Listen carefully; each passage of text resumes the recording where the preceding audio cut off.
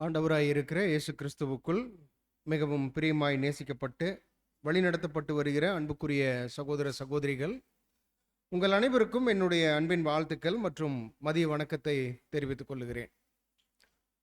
ஒரு விசேஷமான ஒரு நாள், ஒரு விசேஷமான ஒரு காலப்பகுதியின் மத்தியில் உங்களோடு கற்று நிச்சயித்து கொண்ட வார்த்தைகளை பகிர்ந்து கொள்வதற்கு தேவன் நமக்கு தந்திருக்கக்கூடிய இந்த நேரத்திற்காக நன்றிகளை நம்முடைய ஆண்டவர் வழியாகவே நாம் தாழ்மையோடு நாம் ஏறெடுத்துக் கொள்ளலாம். பிரியமானவர்களே, இன்றைய நாளில் நம்முடைய ஆத்மீக ஜீவியத்திற்கு பிரயோஜனமாக பார்க்கக்கூடிய ஒரு ஆவிக்குரிய ஒரு பாடம் நம்ம பார்க்கலாம். பொதுவாகவே இந்த நாள் என்று நம்ம பார்க்கும் பொழுது இது அனைவருக்குமே ஒரு ஒரு புதிய ஆண்டு, ஒரு புதிய ஆண்டினுடைய ஒரு துவக்க நாள்.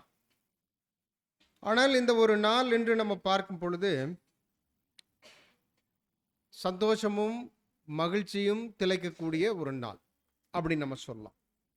ஏன்னா பாருங்க, ஜனங்கள் இன்னைக்கு, அதாவது இன்று இல்லை, நைட் ஒரு 12 o'clock நீங்கள் கவனிச்சிருந்தீங்கன்னா ஜனங்கள் எவ்வளோ ஆர்ப்பரிச்சிருப்பாங்க. ஒரு புதிய வருடத்தை எதிர்பார்த்து அவங்க ரொம்ப ஒரு சந்தோஷம் அங்கே கொண்டாட்டத்தில் இருந்திருப்பாங்க. இதே தேவனுடைய பிள்ளைகளாக இருக்கக்கூடிய நமக்கும் இந்த நாள் ஒரு சந்தோஷமான ஒரு நாள் தான். இந்த வருஷம் ஒரு சந்தோஷமான ஒரு வருடம் தான். காரணம், ஒவ்வொரு வருடங்களையும் நம்ம கடந்து போக போக இனி நம்ம எதிர்கொள்ளக்கூடிய சூழல்கள் என்று நம்ம பார்க்கும் பொழுது அது மிகப்பெரிய ஒரு ஆபத்தை நோக்கி இந்த உலகம் பயணிப்பதை தேவ பிள்ளைகள் நம்ம அறிந்திருக்கிறோம். ஆனால் ஜனங்கள் என்ன பண்ணலைன்னா ஒரு புத்தாண்டு கொண்டாட்டத்தில் மூழ்கி இருக்கிறத நம்ம பார்க்கிறோம். ஆனால் தேவன் நம்முடைய விஷயத்தில் ஒருவேளை நம்முடைய வருஷத்தில் ஒரு வருஷத்தை கூட்டி கொடுத்துருக்குறாங்க அப்படின்னா, கடந்த வருடங்களில் நம்மை வலுவாத படிக்கு அவருடைய கிருபை நம்மை பாதுகாத்திருக்கிறது. அந்த கிருபை பாதுகாக்கப்பட்டு மீண்டும் ஒரு புதிய வருடத்திற்குள்ள கடந்து செல்லுவதற்கு தேவன் நமக்கு கிருபை செய்திருக்கிறார். அப்போ கிருபை செய்திருக்கக்கூடிய இந்த நாட்களை எண்ணினவர்களாக நம்முடைய தனிப்பட்ட ரட்சிப்பை பற்றி சிந்திப்பதற்கு ஒரு காலமாக இருக்கு. ஏன்னா இன்னும் நம்ம எதிர்கொள்ளக்கூடிய சூழல் என்று நம்ம பார்க்கும் பொழுது கடின அனுபவங்களுக்குள்ளதான் உலகம் கடந்து போகும். தேவனுடைய பிள்ளைகளும் ஒரு லக்ஸுரி லைஃப் அப்படின்ற மாதிரி இருப்பதற்கு வாய்ப்புகள் இல்லை. அநேக விதமான கடின சூழல்கள் மத்தியில் தான் கடந்து போக வேண்டியது இருப்பதனால ஒரு விழிப்பாக இருப்பது அவசியம். அதனால தான் இன்னைக்கு நம்முடைய பாடத்தினுடைய தலைப்பு கூட என்னதான் எடுத்திருக்கோன்னா, அடாமினேஷன் ஃபார் த நியூ இயர், புதிய ஆண்டிற்கான ஒரு எச்சரிக்கை என்கின்றது தான் நம்முடைய பாடம். ஸோ இந்த ஒரு பாடம் நம்ம பார்க்கும் பொழுது ஏன் இந்த மாதிரி ஒரு நம்ம டாபிக் எடுக்கிறோம்? ஒரு புதிய வருஷத்தில் நிறைய நம்ம தீர்மானங்கள் எடுக்கிற மாதிரி பண்ணலாம், ஆசீர்வாதங்கள் பற்றி பேசலாம்.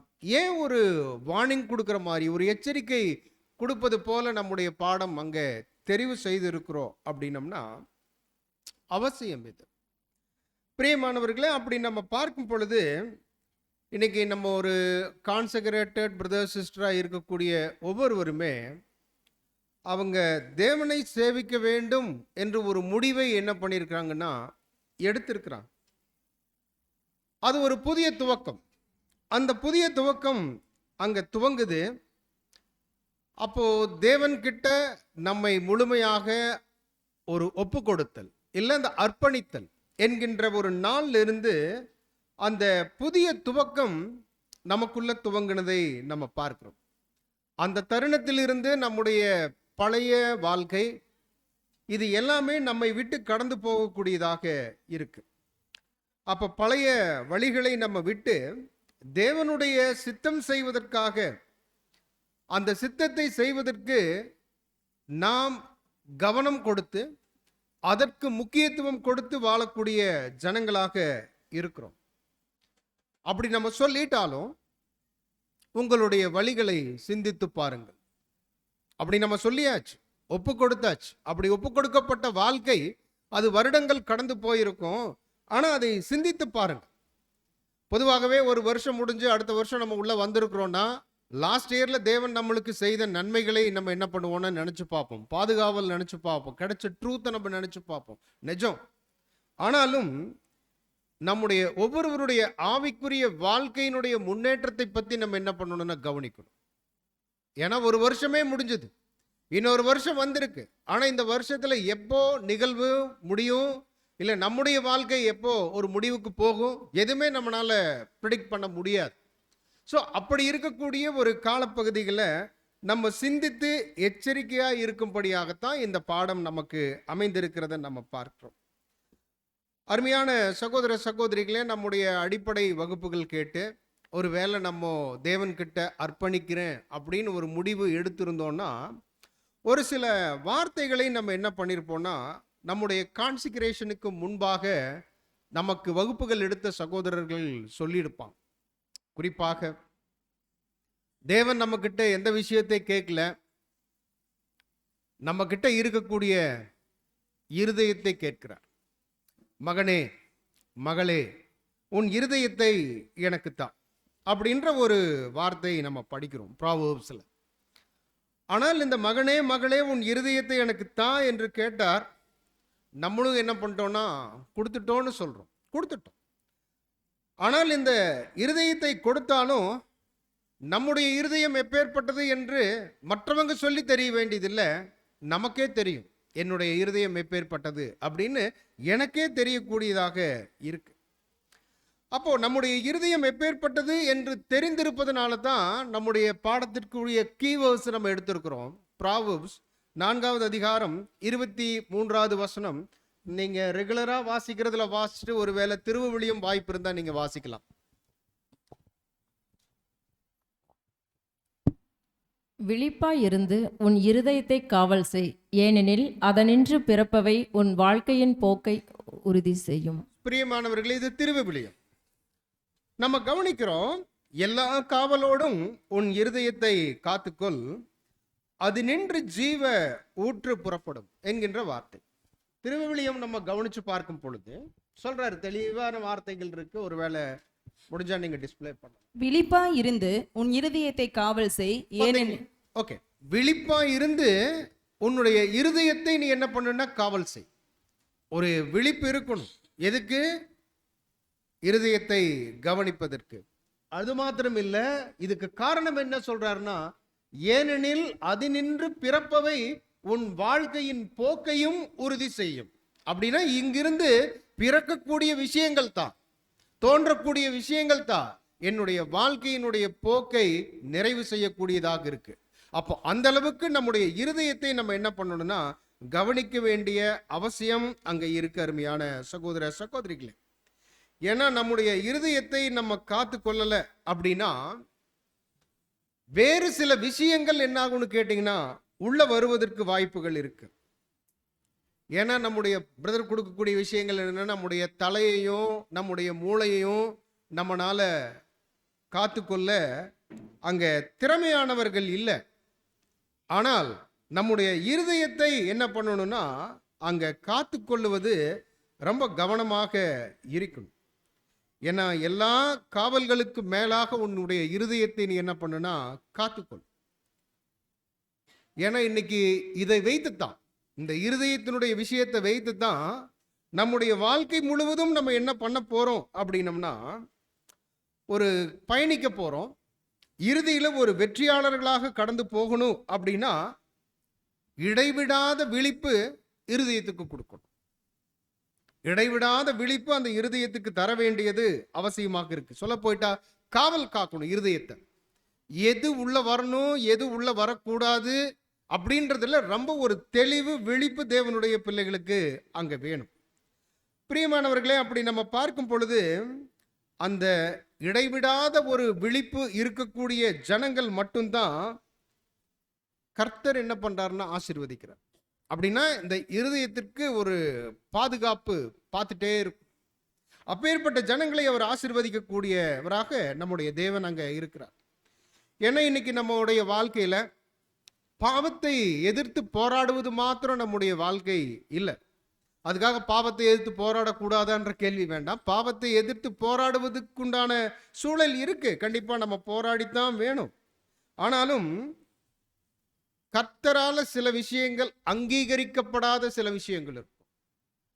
அந்த அங்கீகரிக்கப்படாத விஷயங்களை நம்ம என்ன பண்ணணும்னா அதற்கு எதிராக போராடுவதில் ஒரு ஏக்கம் மனசுக்குள்ளேயே இருந்துட்டு இருக்கும். அதாவது கர்த்தருக்கு இது பிடிக்காது அப்படின்னா அதை எதிர்த்து போராடணுன்ற ஏக்கம் என்னுடைய மனசுக்குள்ள இருந்துட்டே இருக்கணும். வெறும் பாவத்தை விட்டு விலகணும் அப்படின்றது மாத்திரமில்லை, எதிர்த்து நிற்கணும், இது என்கிட்ட இருந்து போகணுன்ற விஷயங்கள் தொடர்ந்து தேவனுடைய பிள்ளைகள் கிட்ட அங்க இருக்கணும். அந்த ஏக்கம் இருக்கணும். தேவையில்லாத எந்த ஒரு விஷயங்கள்னாலும் வேறறுக்கப்படணுன்றார். எந்த விஷயங்கள் தேவனுக்கு பிரியம் இல்லையோ அந்த விஷயங்கள் என்னுடைய இருதயத்தில் தோணுதா அது வேறறுக்கப்படக்கூடியதாக இருக்கணும். அது போன்ற ஒரு காவல் நம்முடைய இருதயத்திற்கு தேவன் என்ன பண்ண சொல்றாருன்னா தர சொல்றார். பிரியமானவர்களை, நம்ம பார்க்கும் பொழுது நம்முடைய மனதில் நீதின்ற விஷயங்கள் வேரூன்றுவதற்கு காலங்கள் எடுக்கும். ஆனா அநீதின்ற விஷயங்கள் வேரூன்றுவதற்கு ஷார்ட் டைம்ல பார்த்தீனியா மாதிரி இமீடியட்டா என்ன ஆகும்னு கேட்டீங்கன்னா ஃப்ரூட்டேஜுக்கு வந்துடும். ஸோ அந்த கவனம் இருதயத்துக்கு நம்ம என்ன பண்ணணும்னா கொடுக்க சொல்றார். அதனாலதான் உன்னுடைய இருதயத்தை காத்துக்கொள். இன்னைக்கு நியூ இயர்னு காட்டிக்கு நிறைய பேர் என்ன பண்ணுவாங்கன்னா ரெசல்யூஷன் நம்ம எடுத்திருப்போம், நான் கேட்க மாட்டேன், எடுத்திருப்போம், தீர்மானங்கள் எடுத்திருப்போம். ஆனா இந்த தீர்மானங்கள் எடுப்பது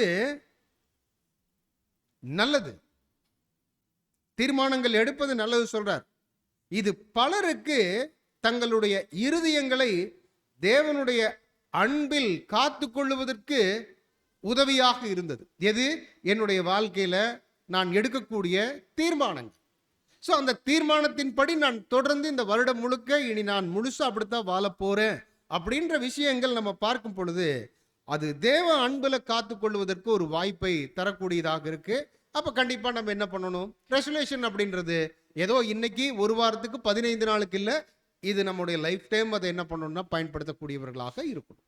ஓகே, ஸோ இந்த விஷயங்கள்லேருந்து நம்ம கடந்து போறோம் அப்படின்னம்னா உன்னுடைய இருதயத்தை காத்து கொள்ளக்கூடிய விஷயத்துல நம்ம பார்க்கும் பொழுது நம்முடைய சித்தம், நம்முடைய நோக்கம், நம்முடைய வாஞ்சை இது எல்லாமே எதை பற்றினதாக இருக்கணும் அப்படின்னா அது பரத்தை பற்றின விஷயங்களாக இருக்கும். பொதுவாகவே இது ஒரு ஸ்பிரிச்சுவல் பாடம் தான். ரொம்ப உன்னிப்பாக நம்ம கவனிச்சோம் அப்படின்னோம்னா தான் இதனுடைய சீரியஸ்னஸ் நம்ம புரிஞ்சுக்க முடியும். ஒருவேளை லஞ்ச் அவராக இருக்குது அப்படின்றதுனால கொஞ்சம் ஜனங்கள் சோர்ந்து போக வேண்டாம். ஸோ ஓகே, நம்முடைய பாடங்களுக்கு நம்ம கடந்து போகலாம். பிரியமானவர்களே, மனிதனுடைய சரீரத்தில் இருதயம் என்பது ஒரு மையமாக இருக்குது இல்லைங்களா? ஹார்ட் அப்படின்னு எடுத்துட்டோம்னா அது ஒரு மையம். ஏன், என்ன காரணம் அப்படின்னு நம்ம பார்க்கும் பொழுது இந்த இருதயம் தான் நமக்கு தேவையான இரத்த ஓட்டங்கள், தேவையான நியூட்ரிஷன்ஸ் இதை எல்லாமே எடுத்துட்டு மற்ற உறுப்புகளுக்கு என்ன பண்ணுதுன்னு கேட்டிங்கன்னா கொண்டு போகக்கூடிய வேலையை செய்யுது. ஒரு வேளை பம்பிங் குறைஞ்சிருச்சுன்னு வச்சுக்கோங்க, என்ன நடக்கும்? நம்முடைய பம்பிங்கில் சரியா பிரெயினுக்கு பிளட் போகலை அப்படின்னா சிந்திக்க முடியாத ஒரு சூழலுக்குள்ள கடந்து போயிடும்.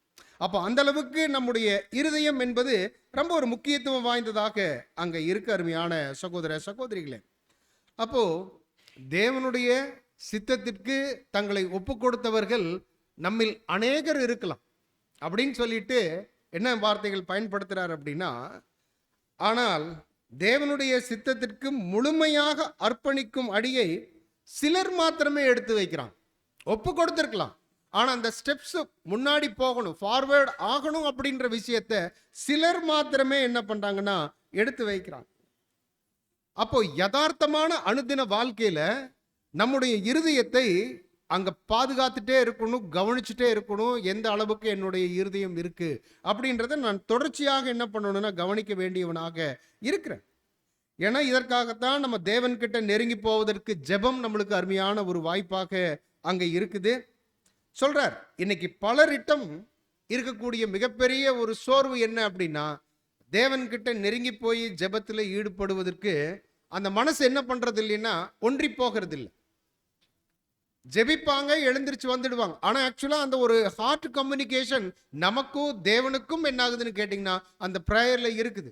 அது போல விஷயங்கள்ல நம்முடைய மனதை செலுத்தி ஜெபம் செய்வதற்கு அநேக தடைகள் அங்க என்ன பண்ணுதுன்னா அங்க இருக்கிறத நம்ம பார்க்கிறோம் அருமையான சகோதர சகோதரிகளே. அப்போ இன்னைக்கு தேவன் நம்முடைய விஷயத்துல அருமையான தெய்வீக திட்டங்களை என்ன பண்ணியிருக்கிறாருன்னா கொடுத்திருக்கிறார். அந்த தெய்வீக திட்டங்கள் கொடுத்ததுல எந்த விதமான குறைகளும் இல்லை. நம்முடைய வாஞ்சைகளை திருப்திப்படுத்தக்கூடிய விதத்தில் அவருடைய திட்டங்களை என்ன பண்ணியிருக்காருன்னா அங்க கொடுத்திருக்கிறார். ஆனாலும் அவரிடம் நெருங்கி போய் சேர முடியல அப்படின்னா காரணம் என்னன்னா தெய்வீக திட்டத்தினுடைய விஷயங்கள் இல்லை, மாறாக ஒவ்வொருவருடைய தனிப்பட்ட இருதயங்கள் இருக்கக்கூடிய பிரச்சனைகளை நம்ம என்ன பண்ணணும்னா கண்டுபிடிக்கணும். ஸோ ஞானியினுடைய வார்த்தைகள் சாதாரணமான ஒரு வார்த்தைகள் இல்லை. எல்லா காவலோடும் உன்னுடைய இருதயத்தை காத்துக்கொள், அது நின்று ஜீவ ஊற்று புறப்படும் அப்படின்னா இது சாதாரணமான விஷயங்கள் இல்லை. பிரியமானவர்களே, அந்த ஜீவ ஊற்றை பத்தி நம்ம பார்க்கும் பொழுது நிறைய விஷயங்கள் சொல்றேன். நம்முடைய வாழ்க்கையினுடைய முடிவில் நம்ம பாத்திரவான்களா இருப்பதற்கு இந்த இருதயம் ரொம்ப முக்கியம். நம்ம பாத்திரவான்களா அபாத்திரரா அப்படின்றத தீர்மானிக்கக்கூடிய இடத்துல நம்முடைய இருதயம் என்ன ஆகுதுன்னு கேட்டிங்கன்னா இருக்கு. நான் இருதயம்னு சொல்றது ஏதோ நம்முடைய துடித்து கொண்டிருக்கக்கூடிய இருதயம் மாத்திரம் நினைக்க வேண்டாம்.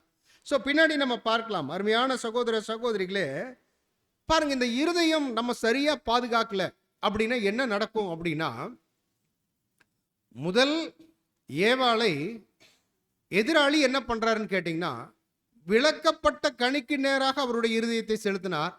சக்சஸ் பண்ணி காமிச்சார். முடிஞ்சுதான் முடியலைங்களா? முடிஞ்சது. பாருங்க, அந்த ஒரு விளக்கப்பட்ட கனி அதன் மேல பார்வை வச்சாங்க, சாப்பிட்டாங்க, முடிஞ்சது. ஜீவ விருட்சத்தினுடைய கனியை என்ன பண்ண முடியல, சாப்பிட முடியல. இன்னைக்கு நம்மளும் யார் தான் அப்படின்னா ஏவாள் தான் இல்லைங்களா? இரண்டாம் ஏவாள் அப்படி பேசுவேன். நாமும் என்ன பண்ணணும்னா ஏமாறாத ஏவாளாக இருக்கும். ஏன்னா தேவன் நம்மளுக்கு தந்திருக்கக்கூடிய விஷயங்கள் மேல நம்முடைய கவனம் அங்க இருக்கணும். அருமையான சகோதர சகோதரிகளே, அப்போ எந்த ஒரு விதத்திலையும் ஏவாள் போல தோல்வி உற்றோம் அப்படின்னா மரணத்துக்கு போயிடுவோம். இன்னைக்கு நம்முடைய விஷயங்கள்ல கூட என்னதான் இருக்கு அப்படின்னா, ஒருவேளை இந்த இருதயம் விளக்கப்பட்ட அந்த கனிக்கு நேர் போச்சு அப்படின்னா என்னதான் போகும்னா மரணத்துக்கு நேராகத்தான் போகும். ஸோ இதெல்லாம் நம்மளுக்கு அருமையான ஒரு வார்னிங் அங்கே இருக்கிறத நம்ம பார்க்கிறோம். நம்முடைய ஒவ்வொருவருடைய இருதயத்திலையும் சுத்தமான எண்ணங்கள் என்ன ஆகணும்னு கேட்டிங்கன்னா இருக்கணும். சுத்தமான எண்ணங்கள் இருக்கணும். அதே சமயம் அந்த எண்ணங்கள் என்ன பண்ணுது அப்படின்னா நம்முடைய சரீர அமைப்பவே என்ன பண்ணுதுன்னு கேட்டிங்கன்னா ஒரு புத்துணர்ச்சியோடு வைப்பதற்கு உதவுது.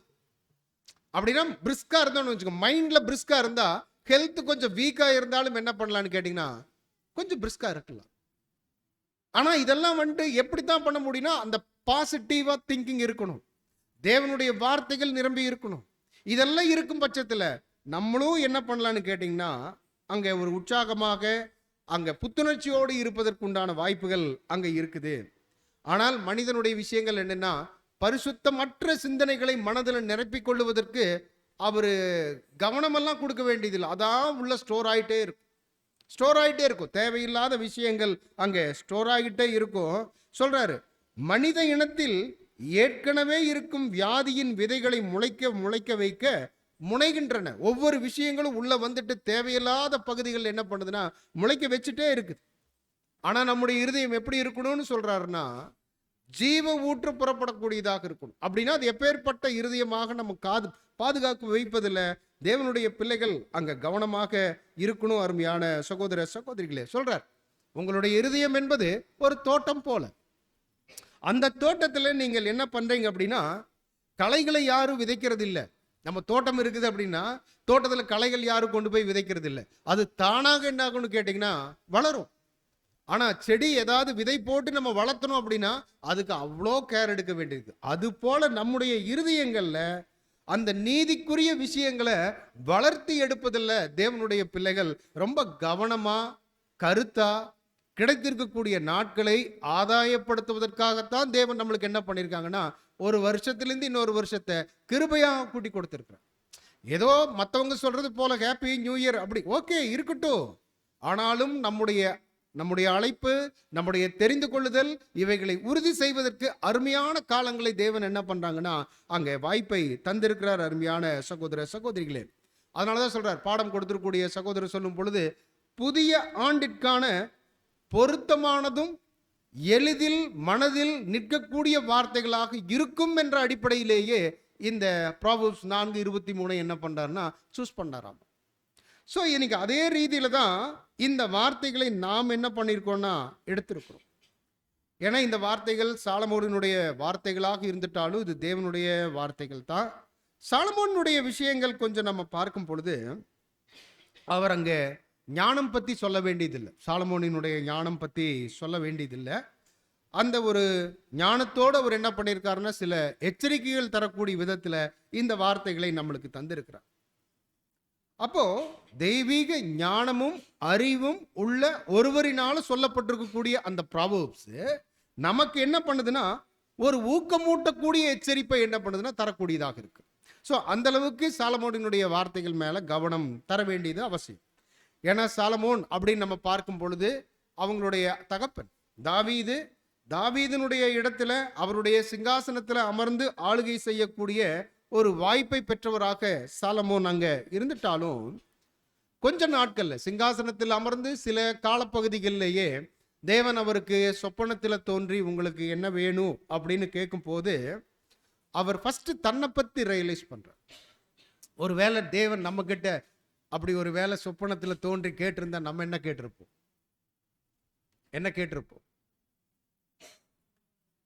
இல்லை நீங்க கேட்கலாம், என்ன வேணாலும் சொல்ல, எங்கிட்ட தானே, ஒன்றும் பிரச்சனை இல்லை. என்ன கேட்டிருப்போம் நம்ம இல்லைங்களா? நம்முடைய அன்றாட ஜீவியத்திற்கு அடுத்த விஷயங்கள்ல நமக்கு இப்பெல்லாம் என்னெல்லாம் இல்லையோ அதை எல்லாம் நீங்க கொடுங்க அப்படின்னு நம்ம என்ன பண்ணியிருப்போம்னா கேட்டிருப்போம். ஆனா அவர் பாருங்க தன்னுடைய இளமையை உணரக்கூடியவராக இருக்கிறார். ஃபர்ஸ்ட் தன்னுடைய அனுபவமின்மையை உணரக்கூடியவராக இருக்கிறார். ஏன்னா ஏராளமான ஜனங்கள் இருக்கிறாங்க, இவங்கெல்லாம் உங்களுடைய ஜனங்கள். உங்களுடைய ஜனங்களை வழிநடத்துவதற்கு என்னுடைய இளமை போதுமானதில்லை, என்னுடைய அனுபவமின்மை போதுமானதில்லை. ஆனா எனக்கு நீங்க என்ன கொடுங்க அப்படின்னா ஞானமுள்ள இருதயத்தை கொடுங்கன்னு கேட்டார். அந்த ஞானமுள்ள இருதயத்தை கொடுங்கன்னு கேட்டதுல தேவன் ஹாப்பி. அது கேளாததையும் என்ன பண்ணாருன்னு கேட்டீங்கன்னா பின்னாடி அவர் கொடுத்தார். அவர் போல ஒரு பிரபலமிக்க ஒரு ராஜாவாக வேற யாரும் இல்லை, அவருக்கு முன்னாடி சரி பின்னாடி சரி அந்த அளவுக்கு ஒரு பிரபலமானவராக அங்க சாலமோன் அங்க இருந்ததை நம்ம பார்க்கிறோம். அருமையான சகோதர சகோதரிகளே, அப்ப அந்த ஞானமுள்ள இருதயம் ஒரு வசனங்கள் நீங்க பார்க்கலாம். 1 ராஜாக்கள் 3வது அதிகாரம் வசனம் 10 முதல் 14 வசனங்கள். சாலமோன் இந்த காரியத்தை கேட்டது ஆண்டவருடைய பார்வைக்கு உகந்த விண்ணப்பமாயிருந்தது. ஆகையினால் தேவன் அவனை நோக்கி, நீ உனக்கு நீடித்த நாட்களை கேளாமலும் ஐசுவரியத்தை கேளாமலும் உன் சத்துருக்களின் பிராணனை கேளாமலும் நீ இந்த காரியத்தையே கேட்டு நியாயம் விசாரிக்கிறதற்கு ஏற்ற ஞானத்தை உனக்கு வேண்டிக் கொண்டபடியால் உன் வார்த்தைகளின்படி செய்தேன். ஞானமும் உணர்வும் உள்ள இருதயத்தை உனக்கு தந்தேன். இதிலே உனக்கு சரியானவன் உனக்கு முன் இருந்ததுமில்லை, உனக்கு சரியானவன் உனக்கு பின் எழும்பினதுமில்லை. இதுவுமன்றி நீ கேளாத ஐஸ்வர்யத்தையும் மகிமையும் உனக்கு தந்தேன். உன் நாட்களில் இருக்கிற ராஜாக்களில் ஒருவனும் உனக்கு சரியானவன் இருப்பதில்லை. உன் தகப்பனாகிய தாவீது நடந்தது போல நீயும் என் கட்டளைகளையும் என் நியமங்களையும் கைக்கொண்டு என் வழிகளில் நடப்பாயாகில் உன் நாட்களையும் நீடித்திருக்க பண்ணுவேன் என்றார். பிரியமானவர்களே, நம்ம பார்க்கிறோம் அவர் அங்கே ஞான இருதயம் கேட்டாரு, தேவன் அதை தந்தார். கேளாததையும் அவர் அங்கு தந்தார். அப்போ சாலமோனுடைய ஞானத்திற்கான ஒரு அடித்தளம் என்ன அப்படின்னு நம்ம பார்க்கும் பொழுது அவருடைய இளமையில் இருந்தே கர்த்தருடைய வழி நடத்துதல் அங்க இருந்ததை நம்ம கவனிக்கலாம். கர்த்தருடைய வழி நடத்துதல் இருந்தது. அவர் ராஜாவாக புகழ் பெற்றவராக அங்க சொல்றாரு இல்லைங்களா, அவருக்கு முன்னாடியும் ஒருத்தர் இல்லை அவரை போல, அவருக்கு பின்னாடியும் அங்க யாரும் இருந்ததில்லை. அந்த அளவுக்கு அங்க இருந்துச்சு. நீண்ட ஆயுளும் அங்க என்ன ஆகுதுன்னு கேட்டீங்கன்னா அங்க தரக்கூடியதாக இருக்கு. பிரியமானவர்களே, அப்படி நம்ம பார்க்கும் பொழுது அந்த வசனங்கள் நம்ம கவனிக்கும் போது, உன் தகப்பனாகிய தாவீது நடந்தது போல நீயும் என் கட்டளைகளையும் என் நியமங்களையும் கை கொண்டு என் வழிகளில் நடப்பாயாகில் உன் நாட்களையும் நீடித்திருக்க பண்ணுவேன். ஸோ இதுல நமக்குண்டான சில படிப்பினைகளையும் இருக்கு. ஒருவேளை தேவனுடைய வார்த்தைகள் அதை நம்ம கை கொண்டு நடக்கக்கூடிய விஷயங்கள் இருக்கின்ற பட்சத்தில் நிஜமாலுமே நம்முடைய இயர் கூட என்ன ஆகுதுன்னு கேட்டிங்கன்னா கூட்டி தரப்படுது. ஆனாலும் பிரியமானவர்களே, இது இப்படியே நீட்டி போகும் அப்படின்றது இல்லை. மாறாக அங்கே என்ன நடக்கணும்னா அந்த கர்த்தருடைய வழிகளில் நடக்கும் போது, அந்த நியமங்கள் நம்முடைய மனதில் இருக்கும் பொழுது, நாளுக்கு நாள் வருடத்திற்கு வருடம் என்ன ஆகும்னு கேட்டிங்கன்னா, ஒரு வளர்ச்சி முதிர்ச்சியை நோக்கி என்ன ஆகும்னு கேட்டிங்கன்னா பயணிக்கும். அந்த டைம் வரும், நம்முடைய காலங்கள் நிறைவு பெறும். ஸோ அது வரைக்கும் தேவன் என்ன பண்ணுறாருன்னா, அந்த லைஃப் ஸ்பேன் நம்மளுக்கு என்ன பண்ணுறாருன்னா கூட்டியிருக்கார். ஒன்றும் இல்லை, இப்போ லாஸ்ட் இயர் 25 இருந்தோம், 26 நம்ம கடந்து வந்திருக்கிறோம். பிரியமானவர்களே, அப்படின்னா இன்னும் நம்ம என்ன பண்ண வேண்டியது இருக்குதுன்னா, குணங்களில் முதிர்ச்சி அடைய வேண்டிய ஒரு அவசியத்தில் நம்ம இருக்கிறோம். ஏதோ காலங்கள் நம்மளுக்கு கிடைச்சிருச்சு அப்படின்றதுனால மாத்திரம் இல்லை, முதிர்ச்சி அடையதை நோக்கி நம்ம என்ன பண்ணணும்னா நம்ம கடந்து போகணும். அருமையான சகோதர சகோதரிகளை, அப்போ சாலமோன் நம்ம கவனிச்சு பார்த்துட்டோம்னா, அந்த ஞானமுள்ள இருதயத்தை அவர் என்ன பண்றாருன்னா வெளிப்படுத்துவதற்குண்டான ஒரு வாய்ப்பு இமீடியட்டா கிடைச்சு. அப்படின்னா தேவன்கிட்ட ஞானமுள்ள இருதயம் கேட்டாரு, தேவனும் கொடுத்தாரு. அந்த ஞானத்தை பயன்படுத்துவதற்குண்டான வாய்ப்பு சாலமோனுக்கு கிடைச்சது. நாமும் ஞானம் கேட்டோம்னா தேவன் என்ன பண்ணுவார்? எதுல நம்ம குறைவா இருக்கிறோமோ, குறைவா இருக்கிறத தேவன் கிட்ட கேட்கும் பொழுது சம்பூர்ணமா அவருடைய ஞானம் என்ன பண்ணுவார்னா நமக்கு தருவார். ஆனா அந்த ஞானத்தை பயன்படுத்தி என்ன பண்ணினார் அப்படின்ற விஷயங்கள் அதே அதிகாரத்தில் என்ன ஆகுதுன்னு கேட்டீங்கன்னா அங்க இருக்கிறத நம்ம பார்க்கிறோம். ஒரு குழந்தை, 2 பெண்கள். அப்ப இதுல என்ன நடந்தது அப்படின்னு நம்ம பார்க்கும் பொழுது, அந்த குழந்தையினுடைய உண்மையான தாய் யார் அப்படின்னு கண்டுபிடிக்கிறதுல அவர் கொடுத்த விஷயங்கள் நம்ம கவனிச்சு பார்த்துட்டோம்னா, ஒருவேளை 1 ராஜாக்கள் 3ஆவது அதிகாரம் 25 மற்றும் 26 வசனங்கள் நீங்க வாசிக்கலாம். ராஜா உயிரோடு இருக்கிற பிள்ளையை 2ஆக பிளந்து பாதியை இவளுக்கும் பாதியை அவளுக்கும் கொடுங்கள் என்றான். அப்பொழுது உயிரோடு இருக்கிற பிள்ளையின் தாய் தன் பிள்ளைக்காக அவள் குடல் துடித்ததினால் ராஜாவை நோக்கி, ஐயோ என் ஆண்டவனே, உயிரோடு இருக்கிற பிள்ளையை கொல்ல வேண்டாம், அதை அவளுக்கே கொடுத்துவிடும் என்றாள். மற்றவள், அது எனக்கும் வேண்டாம் உனக்கும் வேண்டாம், பிளந்து போடுங்கள் என்றாள். ஸோ இதெல்லாம் என்னன்னா மனிதனுடைய இருதயம் வெளிப்படுது.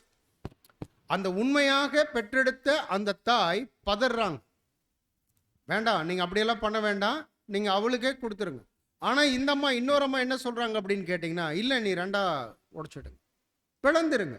ஸோ இதெல்லாம் நம்ம பார்க்கும் பொழுது இங்க சாலமோனினுடைய ஞானத்தின் மகத்துவத்திற்கான சான்றுகளாக என்ன ஆகுதுன்னு கேட்டீங்கன்னா ப்ரூஃப் அங்கே இருக்கிறத நம்ம பார்ப்போம். ஏன்னா அவர் அநேக நீதிமொழிகளை என்ன பண்ணியிருக்காருன்னா சொல்லியிருக்கிறார். இப்போ நீதிமொழிகள் அப்படின்ட்டு நம்மளுக்கு எவ்வளோ தெரியும்? எத்தனை அதிகாரங்கள் இருக்குன்னு தெரியும்? 30 கன்ஃபார்மா? ஓகே, 31 அதிகாரங்கள் இருக்குது.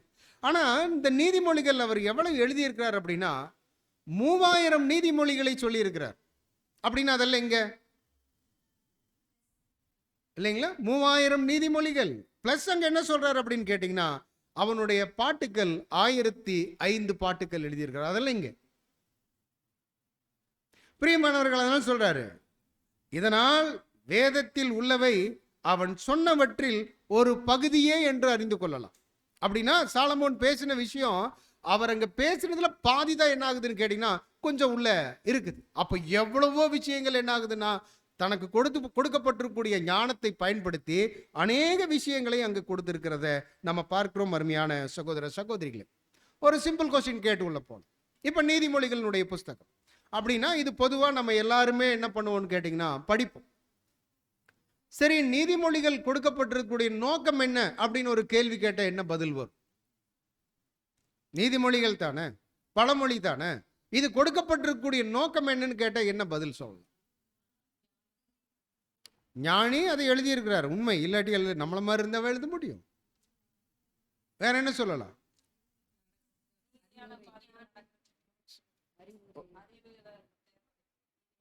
இல்லைங்களா? பாருங்க, நானே போயிடுறேன். என்னன்னா நீதிமொழிகளினுடைய புஸ்தகம் எடுத்துட்டா முதல் 7 அதிகாரங்கள் இருக்கு இல்லைங்களா? இது யாருக்காக எழுதப்பட்டது அப்படின்னா மகன்களுக்காக எழுதப்பட்டது. முதல் 7 அதிகாரம் அவங்களுடைய சன்னுக்காக எழுதப்பட்டக்கூடிய விஷயமாக இருக்கு. அப்படின்னா ஏதோ அவங்களுடைய குழந்தைங்க அப்படின்னு நம்ம கடந்து போயிட வேண்டாம். முதல் மகன்களாக இருந்து குமாரத்துவத்தை பெறக்கூடிய ஜனங்களுக்கென்று இது என்ன பண்ணிருக்குன்னு எழுதியிருக்குதுன்றார். மகன் குமாரத்துவத்தை பெற்றுக்கொள்வதற்கு இந்த வார்த்தைகள் என்ன பண்ணுதுன்னா அங்க எழுதியிருக்கிறத நம்ம பார்க்கிறோம். ஏன்னா இன்னைக்கு நமக்கான எச்சரிப்பாகத்தான் பழைய ஏற்பாட்டு காலத்தினுடைய வார்த்தைகள் என்ன ஆகுதுன்னா பதிவு செய்யப்பட்டிருக்கிறதை நம்ம நியூ டெஸ்ட்மெண்ட்ல நம்ம வாசிக்க முடியும். அப்ப நீதிமொழிகளினுடைய அந்த எழுதப்பட்டதனுடைய நோக்கம் நம்ம பார்க்கும் பொழுது முதல் அதிகாரம் முதல் 5 வசனங்கள்ல தெளிவா சொல்லப்பட்டிருக்கு எதுக்காக இந்த நீதிமொழிகள் கொடுக்கப்பட்டிருக்கு. வசனம் நீங்க வாசிக்கலாம். தாவீதின் குமாரனும் இஸ்ரேலின் ராஜாவுமாகிய சாலமோனின் நீதிமொழிகள். இவைகளால் ஞானத்தையும் போதகத்தையும் அறிந்து புத்திமதிகளை உணர்ந்து விவேகம், நீதி, நியாயம், நிதானம் என்பவைகளை பற்றிய உபதேசங்களை அடையலாம். இவைகள் பேதைகளுக்கு வினாவையும் வாலிபருக்கு அறிவையும் விவேகத்தையும் கொடுக்கும். புத்திமான் இவைகளை கேட்டு அறிவில் தேறுவான். விவேகி நல்ல ஆலோசனைகளை அடைந்து. ஸோ பாருங்க, கொடுக்கப்பட்டிருக்கூடிய காரணம் பார்த்தீங்களா, எவ்வளவு பட்டியல் போடுறார். அப்போ நீதிமொழிகள் அங்கே கொடுக்கப்பட்டிருக்குன்னா இதைய பயன்படுத்தி நம்ம செய்ய வேண்டிய விஷயங்கள், தேரக்கூடிய விஷயங்கள் நிறைய அங்கே இருக்கும். இதே இந்த நீதிமொழிகள் 1வது அதிகாரம் 5வது வசனத்தை நம்ம கவனிச்சு பார்க்கும் பொழுது இது மொஃபட் டிரான்ஸ்லேஷன்ல எந்த மாதிரி இருக்கும் அப்படின்னா, ஞானியும் கூட கேட்டு அறிவை அதிகரிக்கட்டும், புத்தியுள்ளவன் வாழ்க்கையை சரியாக நடக்க தெரிந்து கொள்ளட்டும். இதுதான் மொஃபட்னுடைய டிரான்ஸ்லேஷன். இதே ரோதர்ஹாமனுடைய வார்த்தைகள் நம்ம பார்க்கும் பொழுது, ஒரு ஞானி கேட்டு அறிவை வளர்ப்பான், விவேகி ஞானமுள்ள ஆலோசனையை பெற்றுக்கொள்வான். எதுல? இந்த ப்ராவர்ப்ஸ்ல, நீதிமொழிகள்ல இது போல விஷயங்கள் இருக்கு.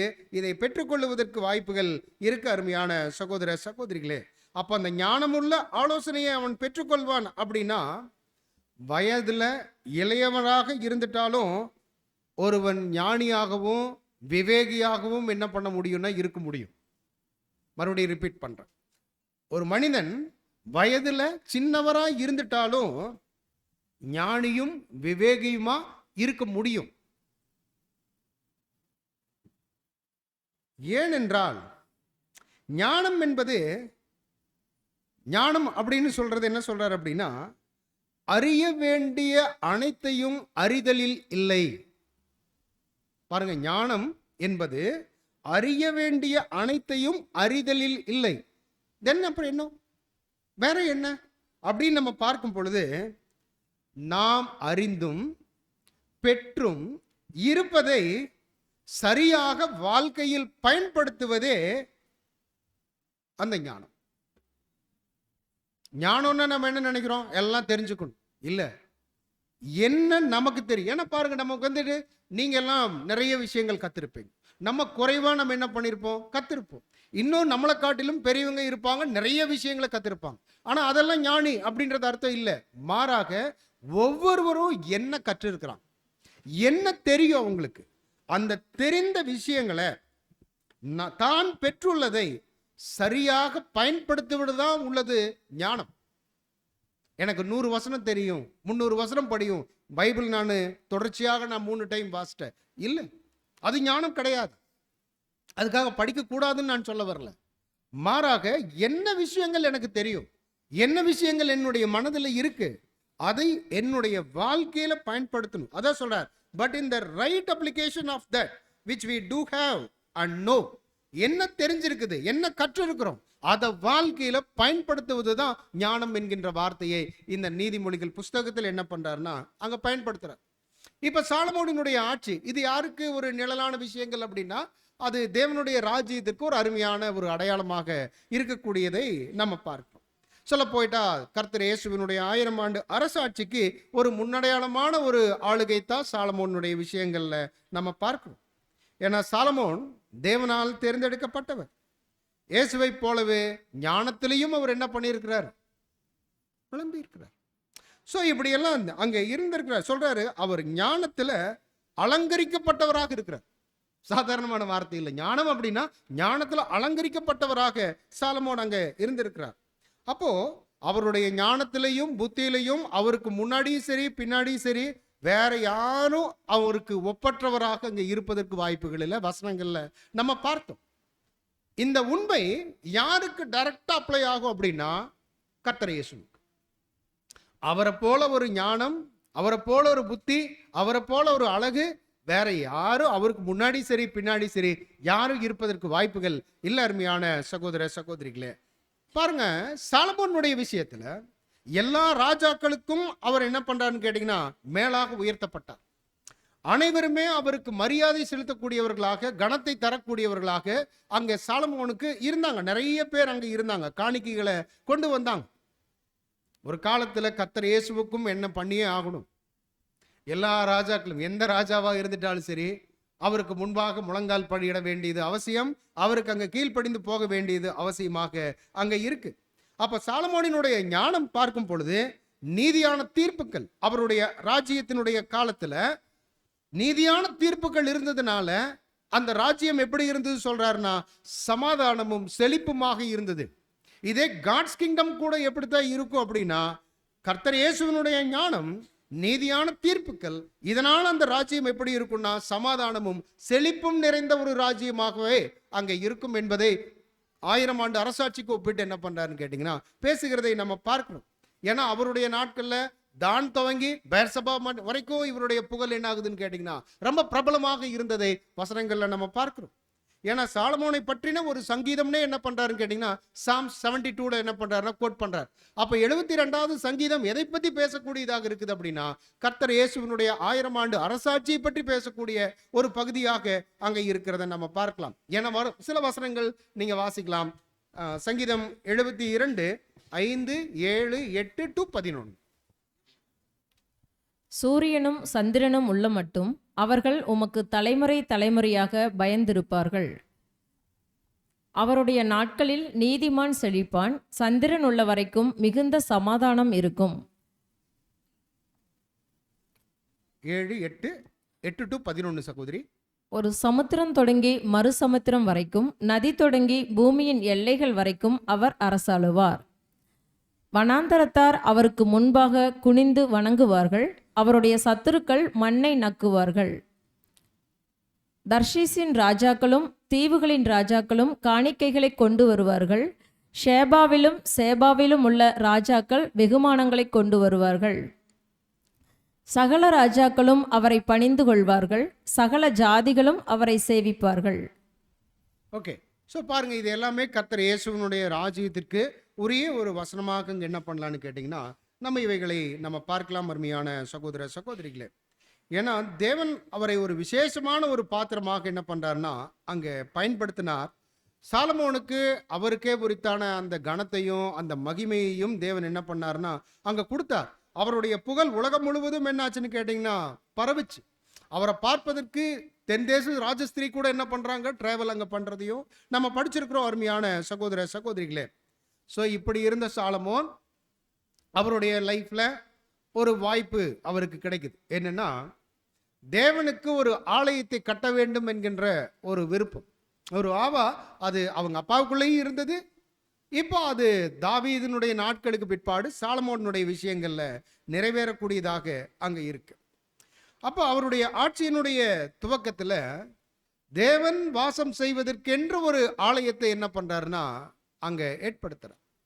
அதை கூட அந்த வார்த்தைகள் எப்படி பயன்படுத்துகிறார் அப்படின்னா 1 ராஜாக்கள் 8வது அதிகாரம் 28வது வசனம், 9வது அதிகாரம் 3வது வசனம்.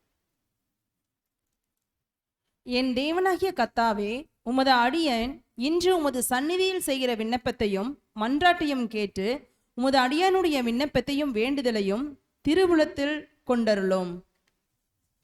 9 3வது வசனம். கர்த்தர் அவனை நோக்கி, நீ என் சமூகத்தில் செய்த உன் விண்ணப்பத்தையும் உன் வேண்டுதலையும் கேட்டேன்.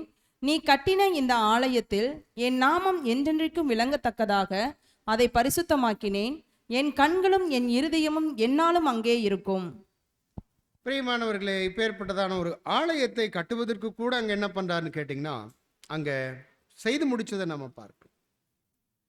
ஏன் நம்ம சம்பந்தம் இல்லாமல் இந்த விஷயங்களை பேசுகிறோம் அப்படின்னு நம்ம பார்க்கும் பொழுது, சாலமோன் கட்டின ஆலயம் அது மகிமையடைந்த ஆலயத்துக்கு ஒரு அடையாளமாக இருக்குது. ஆனால் இந்த ஆலயத்துக்கு தேவையான கற்களை எல்லாம் யாருடைய நாட்கள்லேயே தயார்படுத்தினாங்க? தாவீதினுடைய நாட்கள்லேயே. தாவீதினுடைய நாட்கள் காஸ்பல் ஏஜுக்கு ஒரு அடையாளமாக இருக்குது. அதே சமயம் சாலமோனுடைய ஆளுகை மில்லேனியல் கிங்டத்துக்கு ஒரு ஒரு வாய்ப்பாக அங்கே இருக்கிறத நம்ம பார்க்கிறோம். அப்படி இருக்கும் பொழுது தாவீதினுடைய ஆட்சி காலத்தில் தயார் செய்யப்பட்டுச்சு அந்த கற்கள்.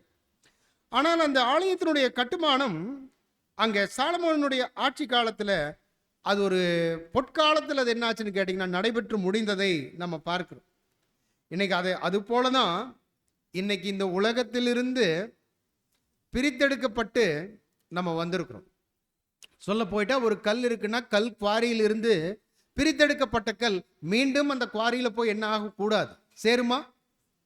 கல் குவாரியில் வெட்டி எடுத்து ஒரு வெடி வச்சு பிரித்து எடுத்துட்டாச்சு. எடுத்த கல் மீண்டும் போய் அந்த ஒரு குவாரியில் ஒட்டுமா அப்படின்னா டெஃபினட்டாக ஒட்டுறதுக்கு வாய்ப்பு இல்லை.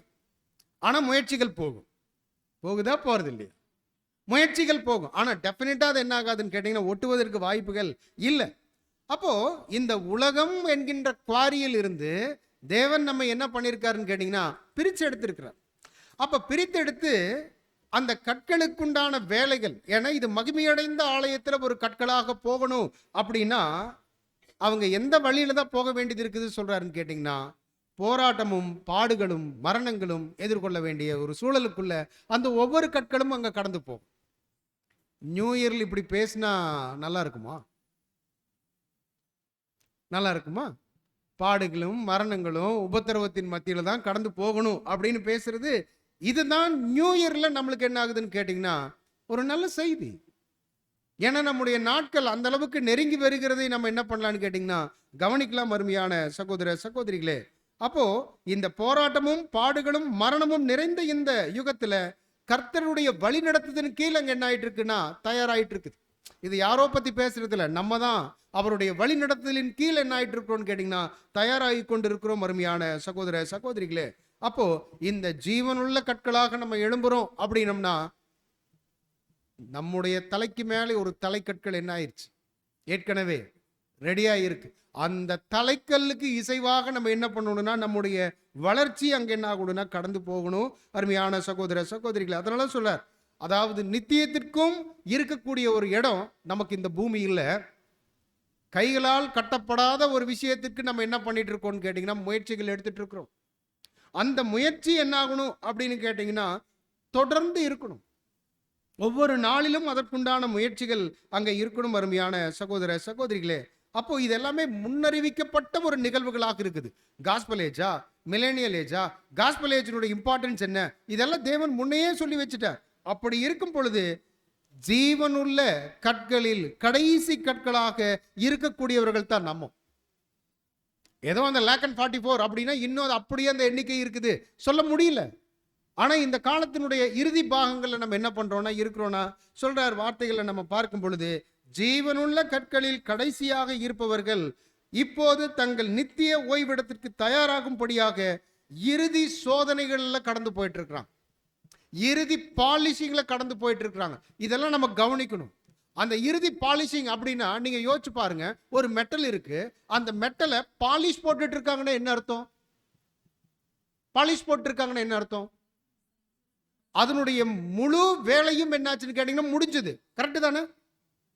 இனி ஜஸ்ட் ஒரு பாலிஷ் போட்டா என்ன பண்ணிடலாம், அவ்வளவுதான், கியூசிக் போயிடும், ஓகே ஆயிரும், கடந்து போயிடும். இன்னைக்கு அந்த ஒரு வேலை தான் நம்மளுக்குள்ள நடந்துட்டு இருக்குதே தவிர எது பாலிஷ் போடுற வேலை தான் நடந்துட்டு இருக்குது. அப்படின்னா இன்னும் நான் வளர்ந்துக்கிறேன்னு சொல்லிட்டு இருக்கிறது பாருங்க, இது இப்படிதான் நம்ம சொல்லிட்டு இருக்கிறோம். ஆனால் உண்மை அது இல்லை அருமையான சகோதர சகோதரிகளே. அப்படின்னா அந்த இலக்கை நம்ம என்ன பண்ணிடுறோம்னா எட்டிடணும். இதுக்கு காலங்கள் இல்லை. அந்த எட்டின பிற்பாடு அந்த ஒரு இடத்துல நின்று பாலிஷ்ட் ஆகணும், அவ்வளவுதான். அந்த வேலை மட்டும்தான் இன்னைக்கு நமக்குள்ள நடக்கிறத நம்ம பார்க்கிறோம் அருமையான சகோதர சகோதரிகளே.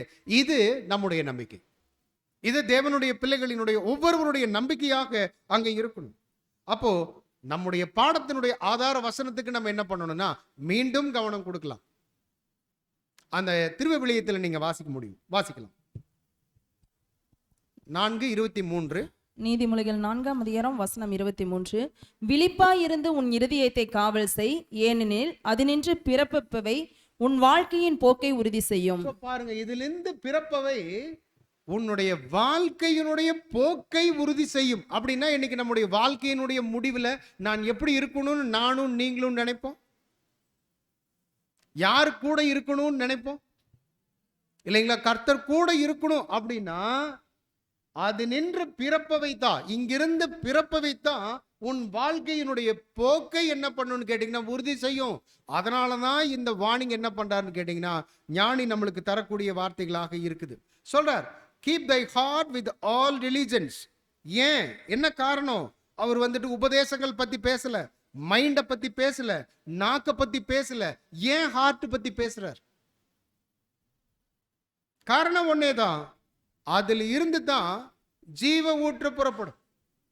மைண்ட்ல இருந்து இல்ல, நாவில இருந்து இல்ல, இருதயத்தில் இருந்து தான் ஜீவ ஊற்று அங்க என்ன ஆகும்னு கேட்டீங்கன்னா புறப்படக்கூடியதாக இருக்கு. அப்போ வாழ்க்கையினுடைய விளைவுகள் அனைத்தும் எதை சார்ந்ததாகவே இருக்கு அப்படின்னா ஒருவனுடைய இருதயத்தின் நினைவு எப்படியோ அப்படியே அவன் இருக்கிறான். இதுவும் ப்ராவர்ப்ஸ் தான். அருமையான சகோதர சகோதரிகளே, நம்ம பார்க்கும் பொழுது இன்னைக்கு உடல் அளவில் நம்ம பார்த்துட்டோம் அப்படின்னா, ஏற்கனவே நம்ம சொன்னோம், நம்முடைய மனித உடலில் மிக முக்கியமான ஒரு உறுப்பாக இந்த இருதயம் அங்கே இருக்கு. தேவையான எல்லா சத்துக்களையும், ஊட்டச்சத்துக்களையும், ஆக்சிஜனையும் எடுத்துட்டு என்ன பண்ணுதுன்னு கேட்டிங்கன்னா அங்கே எடுத்துட்டு போகுது.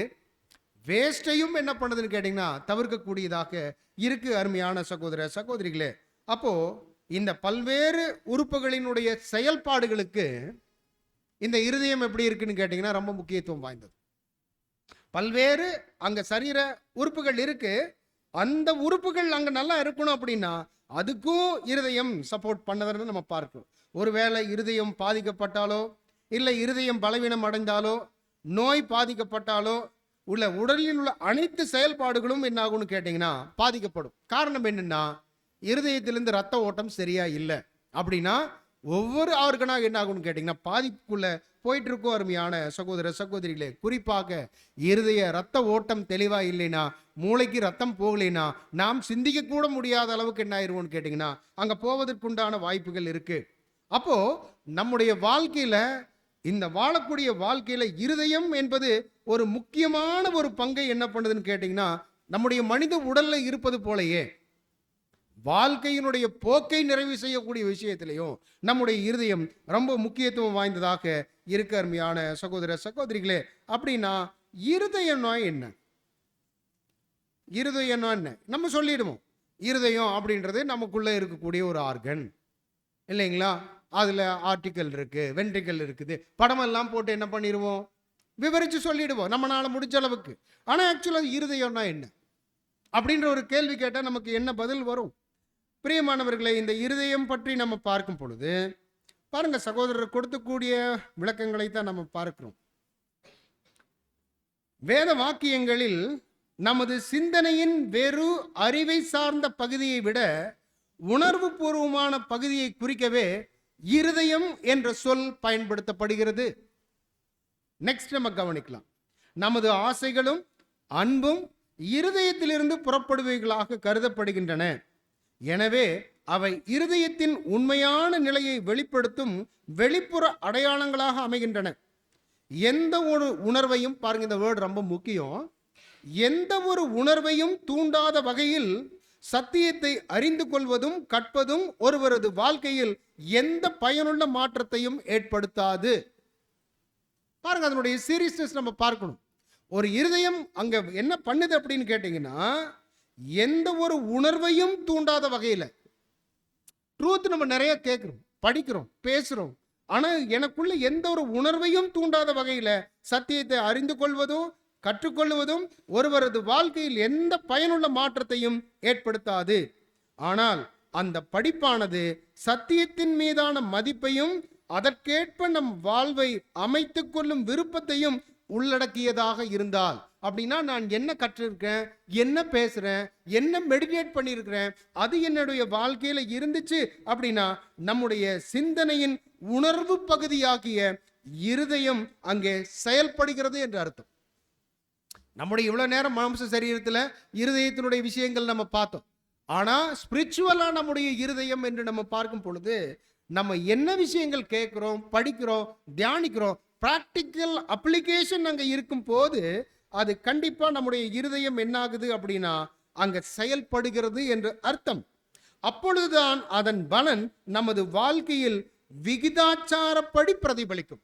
அதுலயும் ஒரு செக் வைக்கிற பாருங்க, நான் குறைவா வாழ்க்கையில் அப்ளிகேஷன் இருக்கும். ஒரு சிலர் வாழ்க்கையில ட்ரூத்தை படிக்கிறது அப்படியே பிராக்டிக்கல் லைஃப்ல அப்ளை பண்ணுவாங்க. இன்னும் ஒரு சிலர் குறைவாக இருப்பாங்க. அப்படின்னா அதனுடைய விகிதாச்சாரத்தின் படி அந்த பலன் அங்க என்ன ஆகும்னு கேட்டீங்கன்னா அங்க இருக்கும். அருமையான சகோதர சகோதரிகளே, அப்போ தேவன் நம்முடைய இருதயம் பத்தி அங்க பேசுறார். அப்படின்னா நம்முடைய வாழ்க்கையில கற்றுக்கொண்ட விஷயத்தை நம்ம பயன்படுத்தக்கூடிய விதத்துல தான் அங்க இருக்கும். அருமையான சகோதர சகோதரிகளே, அப்ப இந்த விஷயங்களுக்கு நம்ம பார்க்கும் பொழுது ஒரே ஒரு வசனம் தான் கோட் பண்றேன். அந்த ஒரு வசனம் நம்ம பார்க்கும் பொழுது ரோமன்ஸ் 10:10 அங்க என்ன பண்றாருன்னு கேட்டீங்கன்னா கோட் பண்றாரு.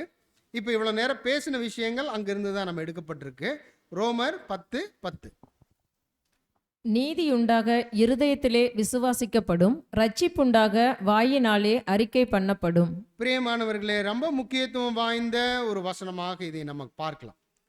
ஏன்னா நீதி உண்டாக இருதயத்திலே விசுவாசிக்கப்படும், ரட்சிப்புண்டாக வாயினாலே அறிக்கை பண்ணப்படும். இந்த வசனத்தை நம்ம பார்க்கும் பொழுது நீதி விரும்புகிற ஒரு இருதயம் மாற்றம் உண்டாகும். ஏன்னா நம்முடைய இருதயம் கண்டிப்பா அப்படி நீதியை விரும்பக்கூடிய விஷயங்கள் இல்லை. ஆனா நீதியை விரும்பக்கூடிய ஒரு இருதயம் மாற்றம் உண்டாக நீதியான வகையில் ஜீவிப்பதே கர்த்தருக்கு நாம் கீழ்ப்படிந்திருக்கிறோம் என்பதை நிரூபிப்பதற்கான ஒரு சிறந்த வழி. நான் பாட்டுக்கு பேசிட்டு போயிட்டு இருக்கேன். பிரியமானவர்களை, நம்ம கவனிக்கணும். இந்த கர்த்தருக்கு கீழ்ப்படிந்திருக்கிறோம், எது நீதியின்குரிய விஷயங்கள்ல நம்ம வாழ்ந்து கர்த்தருக்கு கீழ்ப்படிந்திருக்கிறோம் என்பதுதான் நிரூபிப்பதற்கு ஒரு சிறந்த ஒரு வாய்ப்பாக அங்க இருக்கு. சொல்றார் இருதயத்திலே அப்படின்ற ஒரு விஷயத்துக்கு அவர் என்ன எழுதுறாரு அப்படின்னு கேட்டீங்கன்னா, தலையில மாத்திரம் இல்லை, தலையில நிறைய லோட் பண்ணிக்கலாம், தலையில நிறைய விஷயங்களை லோட் பண்ணிக்கலாம். ஆனாலும் அந்த விஷயங்கள் பத்தி சொல்றது இல்லை. அதுக்கு என்ன எக்ஸாம்பிள் கொடுக்குறாரு அப்படின்னா, ஒரு சிலர் மேத்தமெட்டிக்ஸ் பார்க்கும்போது சென்டம் வாங்குவாங்க 100க்கு 100, கெமிஸ்ட்ரி 100க்கு 100, தமிழ் இங்கிலீஷ் மாத்திரம் ஏதாவது ஒரு 2 மார்க் 1 மார்க் குறைஞ்சிருக்கும்.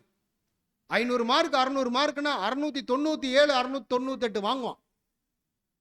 அந்த மாதிரி இல்லை. எது நம்முடைய பைபிள் ஒரு கெமிஸ்ட்ரி புக்கு மாதிரி இல்லை, ஒரு கணித புத்தகம் மாதிரி இல்லை. ஈக்குவேஷனு ஃபார்முலா பயன்படுத்தி 100க்கு 100 வாங்கக்கூடிய விஷயங்கள் இல்லை. அருமையான சகோதர சகோதரிகளே, தலையில வச்சுக்கிற விஷயங்கள் இல்லை.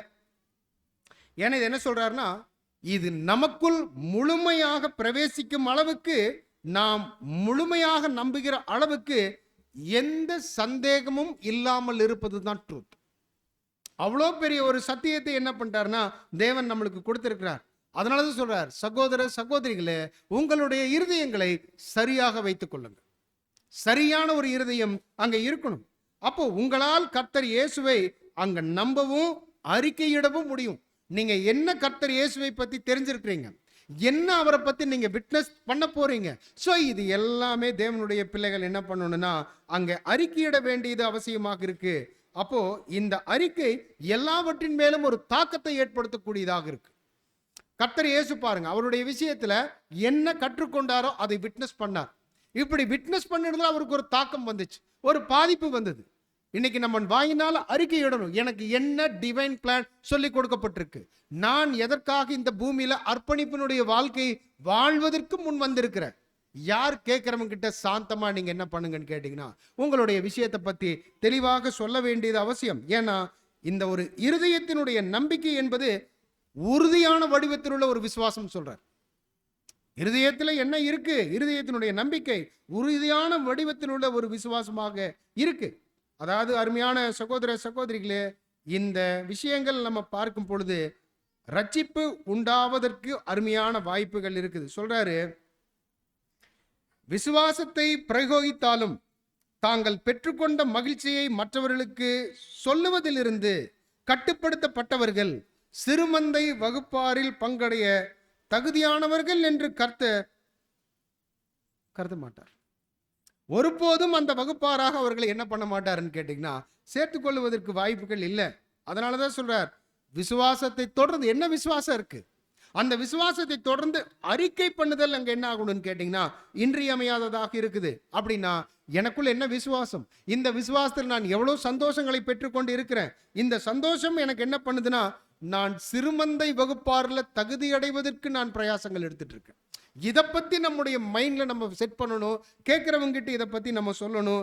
நம்முடைய வாயால் கர்த்தரை அறிக்கை பண்ணக்கூடியவர்களாக அங்கே இருக்கணும். அருமையான சகோதர சகோதரிகளே, அப்போ மனுஷர் முன்பாக இந்த சாட்சி பகர்தல் என்பது கர்த்தர் விரும்புகிறார். ஏனென்றால் நாம் நீதி உண்டாக இருதயத்தில் நம்பும் வரையிலும் அவரை நம் வாயால் அறிக்கையிட நமக்கு எந்த உரிமையும் இல்லை. ஸோ இந்த பகுதிகள் நம்ம பார்க்கும் பொழுது தேவனுடைய பிள்ளைகள் சாட்சி பகிர்தல் என்பது அவசியமாக இருக்கும். விட்னஸ் பண்ணணும் தேவனுடைய வார்த்தைகளை. ஏன்னா நம்ம எல்லாம் எப்பேற்பட்டவங்க அப்படின்னா, அந்தகாரத்தில் நின்று ஆச்சரியமான ஒளியின் இடத்திற்கு வரவழைக்கப்பட்டவர்கள்.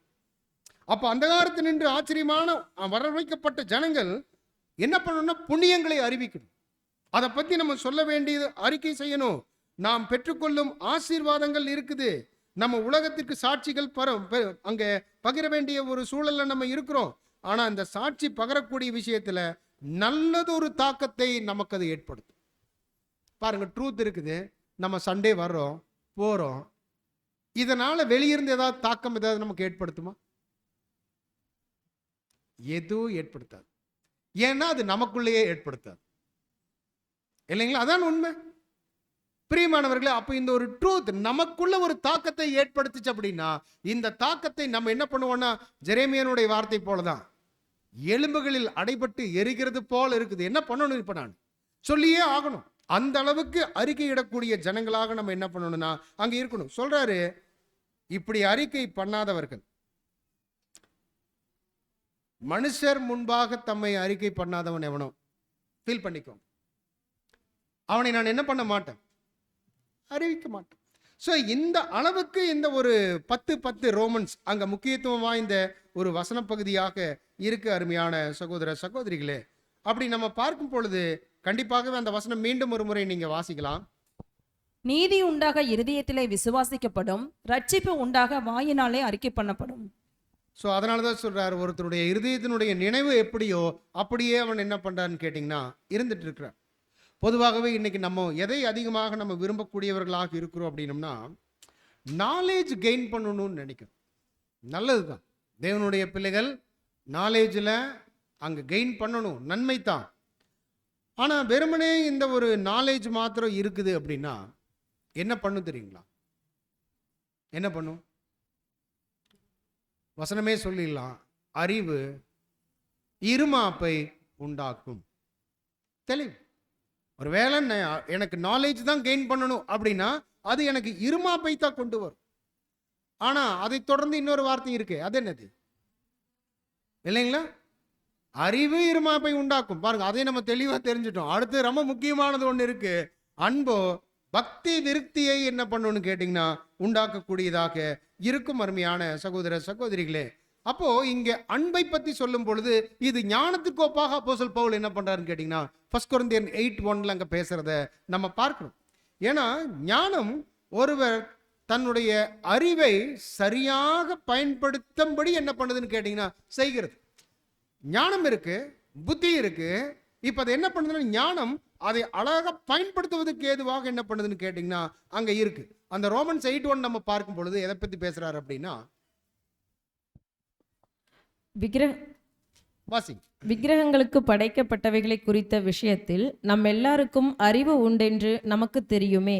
அறிவு இருமாப்பை உண்டாக்கும், அன்போ பக்தி விருத்தியை உண்டாக்கும். பாருங்க, விக்கிரகங்களுக்கு படைக்கப்பட்டவைகளை குறித்த விஷயத்தில் நம் எல்லாருக்கும் என்ன இருக்கு? அறிவு இருக்கு. அறிவு இருமாப்பை உண்டாக்கும், அன்போ பக்தி விருத்தியை உண்டாக்கும். இந்த வசனத்துல என்னதான் பேச வர்றார் அப்போஸ்தலனாகிய பவுல்? விக்கிரகங்களுக்கு படைக்கப்பட்டவைகளை நம்ம புசிக்க கூடாது அப்படின்றது ஒரு அறிவு, அவ்வளவுதானா? இல்ல அதை தாண்டி இந்த விஷயத்துல வேற என்ன இருக்கு? ஏன் வந்துட்டு அறிவை இருமாப்பு உண்டு பண்ணுன்னு பேசிட்டு அங்க அன்போ பக்தி விருத்தியை உண்டு பண்ணுன்னு பேசுறார்? காரணம் என்ன அப்படின்னு நம்ம பார்க்கும் பொழுது இந்த வசனத்துல அந்த அறிவினுடைய சிறந்த பயன்பாடு என்பது, உனக்கு ஒருவேளை ஞானமும் அந்த அறிவும் புத்தியும் இருக்குது அப்படின்னா அதை பயன்படுத்தக்கூடிய விஷயம் எப்படி இருக்கணும்னு சொல்றாருன்னா, பலவீனமான சகோதரன் பாதிப்பு அடையாத படிக்கு நீ சுய கட்டுப்பாட்டோடு நீ என்ன பண்ணிடணும்னா நடந்துடும். ஏன் இந்த வசனங்கள் பேசுறாரு அப்படின்னா, இப்ப பொதுவா விக்கிரகங்களுக்கு படைக்கப்பட்டவைகளை நீங்க புசிக்கலாமா கூடாதான்னு கேள்வி கேட்டா பதில் என்ன சொல்லுவீங்க? என்ன பதில் சொல்லுவீங்க? யோசிச்சு பதில் சொல்லுங்க. ஏன்னா மதிய இனி நம்ம சாப்பிட போறோம். விக்கிரகங்களுக்கு படைக்கப்பட்டவைகளை நீங்க என்ன பண்ணக்கூடாது? சாப்பிட கூடாது. அப்ப நீங்க உங்களுக்கு இன்னைக்கு பட்னி தான். ஏன்? ஓகே, நான் அதை பத்தி நிறைய பேசல.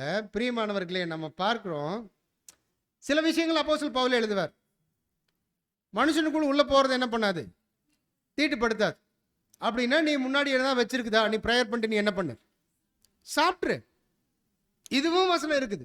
ஆனா இங்க எதை பத்தி பேசுறாருன்னா, பலவீனமான ஒரு சகோதரன் இருக்கார், நான் செய்யக்கூடிய செயலை பாட்டு விழுந்து போவதற்கு ஏதுவாக இருக்கும். அப்ப அந்த டைம்ல நான் என்ன பண்ணணும்னா, அவரை பாதுகாப்பதற்காக என்கிட்ட சுய கட்டுப்பாட்டை நான் என்ன பண்ணணும்னா அங்க வளர்த்தி கொள்ள வேண்டியது அவசியமாக இருக்குது. யார் ஒருவர் சுய கட்டுப்பாட்டின்படி நடக்கிறாங்களோ அவன் ஒரு காலத்துல தேவனை போன்றவராக மாற்றக்கூடிய விளைவை என்ன பண்ணுனா கொண்டு வருங்கிறார். சுய கட்டுப்பாடு என்பது ஒரு காலத்துல தேவனை போன்றே மாற்றக்கூடிய ஒரு விளைவை என்ன பண்ணுனா கொண்டு வரும். அது இல்லாம போச்சுன்னா கண்டிப்பா அந்த வாய்ப்புகள் இல்லை. அதனாலதான் சொல்றார், உங்களுடைய இருதயத்தை நீங்கள் என்ன பண்ணுங்கன்னா காத்துக்கொள்ளுங்கள். அப்போ ஒருத்தன் இருதயத்தில் எப்படிப்பட்டவனாக மாறுகிறான் என்பதை பெருமளவில் நிர்ணயிப்பது எது அப்படின்னு கேட்டீங்கன்னா அவனுடைய சிந்தை இல்லைங்களா? அவனுடைய சிந்தை ரொம்ப முக்கியமாக அங்க இருக்குது. அவனுடைய சிந்தனையின் உணர்ச்சி பகுதி என்றாலும் அந்த உணர்ச்சியால் உந்தப்படும் இருதய சிந்தனை சித்தத்தின் மூலம் கட்டுப்படுத்த வேண்டும். பாருங்க, இதெல்லாம் வந்துட்டு ரொம்ப டஃப்பான வேர்டு தான். இருதயம், சிந்தை, மைண்டு. ஸோ இதெல்லாம் ரொம்ப புரிவதற்கு கொஞ்சம் சிரமம் எடுக்கக்கூடிய விஷயங்கள் தான். ஆனாலும் அந்த இப்போ ரீசெண்டாக நம்ம பார்த்தோம், அந்த தீர்மானிக்கப்பட்ட சிந்தை அது இருக்கு அப்படின்னா அந்த சித்தத்தின் மூலம் என்ன பண்ணணும்னா கட்டுப்படுத்த வேண்டும்.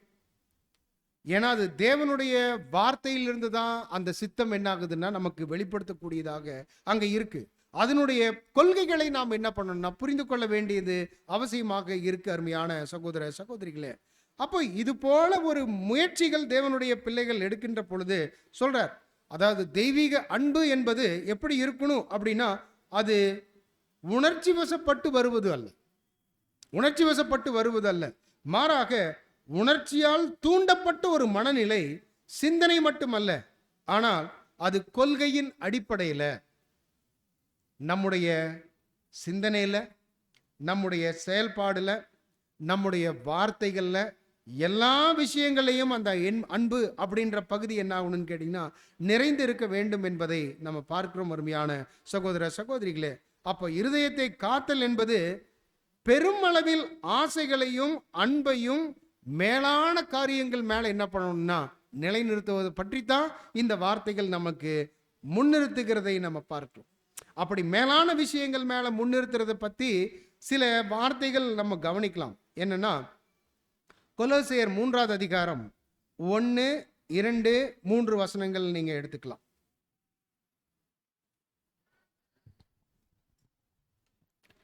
நீங்கள் கிறிஸ்துவுடன் கூட எழுந்ததுண்டானால் கிறிஸ்து தேவனுடைய வலது பாரிசத்தில் வீற்றிருக்கும் இடத்திலுள்ள மேலானவைகளை தேடுங்கள், பூமியில் உள்ளவைகளை அல்ல, மேலானவைகளையே நாடுங்கள். ஏனென்றால் நீங்கள் மரித்தீர்கள், உங்கள் ஜீவன் கிறிஸ்துவுடனே தேவனுக்குள் மறைந்திருக்கிறது. 3வது வசனம் வரைக்கும் ஓகே பாருங்க. இப்போ நம்ம வசனங்கள் என்ன பண்ணலாம் அப்படின்னு கேட்டீங்கன்னா 2வது வசனத்தை நீங்க ஒரு முறை நீங்க வாசிக்கலாம். பூமியில் உள்ளவைகளை அல்ல, மேலானவைகளையே நாடுங்கள். ஓகே பாருங்க, இங்க தெளிவான ஒரு வார்த்தை அப்போஸ்தலனாகிய பவுல் நம்மளுக்கு அங்க பதிவு செய்கிறார். பூமியில் உள்ளவைகளே அல்ல, மேலானவைகளையே நாடுங்கள். இந்த வார்த்தை யாருக்கு? நீங்கள் கிறிஸ்துவோடு எழுந்தது உண்டானால் அப்படின்னா இது யாருக்கு அப்படின்னு கேட்டீங்கன்னா மற்றவங்களுக்கு இல்லை, ஒரு அர்ப்பணிப்பினுடைய வாழ்க்கைக்குள்ள வந்த ஜனங்களுக்கு சொல்றாரு, பூமியில் உள்ளவைகளை அல்ல, மேலானவைகளையே நீங்கள் என்ன பண்ணுங்கன்னா நாடுங்கள். ஏன்னா இன்னைக்கு நம்முடைய பூமிக்குரிய உலக பிரகாரமான எந்த சின்ன சின்ன விஷயங்களையும் என்ன பண்ண சொல்றார் அப்படின்னு கேட்டிங்கன்னா, துண்டித்து விட வேண்டும். Cut off every earthly tie. ஒவ்வொரு விஷயங்களையும் நம்ம அதை கட் பண்ணணும். முடியுதா நம்மனால? ஒவ்வொரு சின்ன சின்ன விஷயங்களையும் கட் பண்ணி எறியணும். ஏனென்றால் இந்த உலகத்தில் கவர்ச்சிகரமான அழகான பழைய விஷயங்கள் இருப்பது உண்மைதான். இருக்குதா இல்லைங்களா? கண்களில் பார்க்கிறதுக்கு அழகா இருக்குது, நம்முடைய ஆசைகளை அது தூண்டக்கூடியதா கவர்ச்சிகரமாக இருக்கு. இப்படி எல்லாம் இருந்துட்டாலும் அவைகளின் மேல் நாட்டம் கொள்ள வேண்டிய அவசியம் இல்லை. தேவனுடைய பிள்ளைகளுக்கு இருக்கு, எவ்வளவோ அட்ராக்ஷன்ஸ் இருக்கு, ஆனா அதன் மேல நாட்டம் கொள்ள வேண்டிய அவசியம் இல்லை. அருமையான சகோதர சகோதரிகளே, நாம் மற்ற சிருஷ்டிகளிடம் சில குறிப்பிட்ட நேசத்தின் தூண்டுதல்களை, சில சக்திகளை கொண்டிருக்கிறோம். ஆனால் அவைகள் எங்கே இட்டு செல்லும் என்பதை நாம் கவனிப்பது மிகவும் முக்கியமாக இருக்குது. எதெல்லாம் இந்த உலகத்துல நமக்கு அட்ராக்ட் பண்ணுதோ, ஆனா அது வேலை அட்ராக்ட் ஆயிட்டு பின்னாடி போனோம்னா அது எங்க கொண்டு போய் சேர்த்தும் அப்படின்றத தெளிவா தேவனுடைய பிள்ளைகள் என்ன பண்ணணும் தெரிஞ்சுக்கணும். ஏன்னா அந்த அட்ராக்ஷனுக்கு ஒரு சக்தி இருக்கு, உலகத்தினுடைய கவர்ச்சிக்கு ஒரு சக்தி இருக்கு. அது நம்ம இல்லைன்னு நம்ம சொல்ல முடியாது. அருமையான சகோதர சகோதரிகளே, அது போய் சேரக்கூடிய இடம் நமக்கு மிகப்பெரிய ஒரு பாதிப்பை தரக்கூடிய ஒரு இடமாக இருக்கும். பிரியமானவர்களே, சகல காரியங்களிலேயும் நம்முடைய பூமிக்குரிய உறவுகளே மிகவும் உயர்ந்ததாகவும் சிறந்ததாகவும் எண்ணிட வேண்டாம். பாருங்க, இதெல்லாம் அந்த பரத்தை நோக்கி பயணிக்கக்கூடிய ஜனங்களுக்கு அழகான ஆலோசனைகளாக இருக்கு. நெக்ஸ்ட் சொல்றாரு, பூமியில் உள்ளவைகளே அல்ல மேலானவைகளையே நீங்கள் என்ன பண்ணுங்கன்னா நாடுங்கள். இந்த பூமியில் உள்ளவைகள் அல்ல அப்படின்னா இதுல என்னென்ன விஷயங்கள் சொல்றாரு அப்படின்னு கேட்டீங்கன்னா, கணவனானாலும் சரி, மனைவியானாலும் சரி, குழந்தைகளானாலும் சரி, இப்படி எல்லாம் பேசுறதுக்கு நல்லா இருக்கும் பிரதர் அப்படிங்கிற மாதிரி தோணுதா? இதுதான் ட்ரூத்து. ஏத்துக்கிட்டா நம்ம சக்சஸ் பண்ணலாம். இல்லை அவங்க மேல அந்த டைப் இருக்குது அப்படின்னா சக்சஸ் பண்ண முடியாது. இது யதார்த்தமான உண்மை. பிரியமானவர்களை, நம்ம பார்க்கிறோம், சொல்றாரு, மனைவி, குழந்தை, கணவன், பெற்றோர்கள் போன்றவர்கள் மீது இயல்பான சுவாப அன்பு இருக்க வேண்டியதுதான். இப்படிப்பட்ட அன்பு தொடர வேண்டும். ஆனாலும் அது பரலோக காரியங்களுக்கு முழுமையாக உட்பட்டதா இருக்க வேண்டும். அங்க ஒரு செக், நமக்கு அங்க ஒரு செக் அங்க வச்சுட்டு இதுதான் கர்த்தர் விரும்புகிறார் அப்படின்னா இதெல்லாம் காரணம் என்னன்னு கேட்டீங்கன்னா, அந்த பிரியாரிட்டி யார்? என்னுடைய அன்பு முதல்ல யாருக்கு? என்னுடைய மனைவியா, என்னுடைய குழந்தைகளா, என்னுடைய பேரண்ட்ஸா? இல்ல, என்னுடைய முதல் அன்பு யாருக்கு அப்படின்னா என்னுடைய தகப்பனுக்கு, என்னுடைய தகப்பன் அப்பாவுக்கு. அவர் மேல தான் என்னுடைய நேசத்தை நான் என்ன பண்ணுவேன்னா வைப்பேன். ஏன்னா பூமிக்குரிய நேசங்கள் மீது அங்க வச்சோம் அப்படின்னம்னா அது வேஸ்ட். பிரியமானவர்களே, அதனால தான் சொல்றாரு, மேலானவைகள் மீதே நீங்கள் என்ன பண்ணுங்கன்னா வைங்க. பாருங்க, இந்த ஒரு வார்த்தை கொஞ்சம் நம்ம இந்த ஒரு வார்த்தைகளை கொஞ்சம் நம்ம கவனிச்சு பார்த்துட்டோம் அப்படின்னம்னா, மேலானவைகள் மீதே வைங்க அப்படின்னா பாருங்க, இந்த வசனங்களை கொஞ்சம் தனிப்பட்ட விதத்தில் மெடிடேட் பண்ணி பாருங்க. பூமியில் உள்ளவைகளை அல்ல மேலானவைகளையே நீங்கள் என்ன பண்ணுங்கன்னா பாருங்க அப்படின்னா, இப்போ நம்முடைய உள்ளான மனசு என்ன சொல்லுது பாருங்க. 1 இயர் நம்ம கடந்து வந்துட்டோம். பூமியில் உள்ளவைகளே அல்ல மேலானவைகளையே நாடுங்கள் அப்படின்னா எந்த அளவுக்கு நம்ம மேலானவைகளையே நாடி இருக்கிறோம் அப்படின்னு என்ன பதில் சொல்லும்? நம்முடைய பியூர் ஹார்ட்ல இருந்து பதில் வந்துச்சு அப்படின்னு என்ன சொல்லும்? சுத்தமான இருதயத்திலிருந்து பதில் நம்ம சொல்றோம் அப்படின்னம்னா என்ன சொல்லுவோம்? பூமியில் உள்ளவைகளே அல்ல மேலானவைகளே நாடுங்கள். இது போன வருஷம் படிச்சிருப்போம், அதுக்கு முந்தின வருஷமும் படிச்சிருப்போம், எப்ப கான்சிகரேஷனுக்குள்ள வந்தோமோ அப்பிருந்து இந்த வசனங்களை படிச்சிருப்போம். ஆனால் பூமியில் உள்ளவைகளே அல்ல மேலானவைகளே நாடுங்கள் சொல்லும் பொழுது நம்ம வைத்திருந்தோமா? கேள்வி அதுதானே வரும். பிரியமானவர்களே, அங்க சொல்றாரு, நம்ம பூமியில் உள்ள உலக பிரகாரமான எவரிடத்திலும் அங்க அன்பு நம்ம வச்சாலும் என்ன வார்னிங் கொடுக்கிறார் அப்படின்னா, இருதயபூர்வமான திருப்தி கிடைக்கவே கிடைக்காது. ஏமாற்றப்படுவோம். இருக்குதே இல்லையா?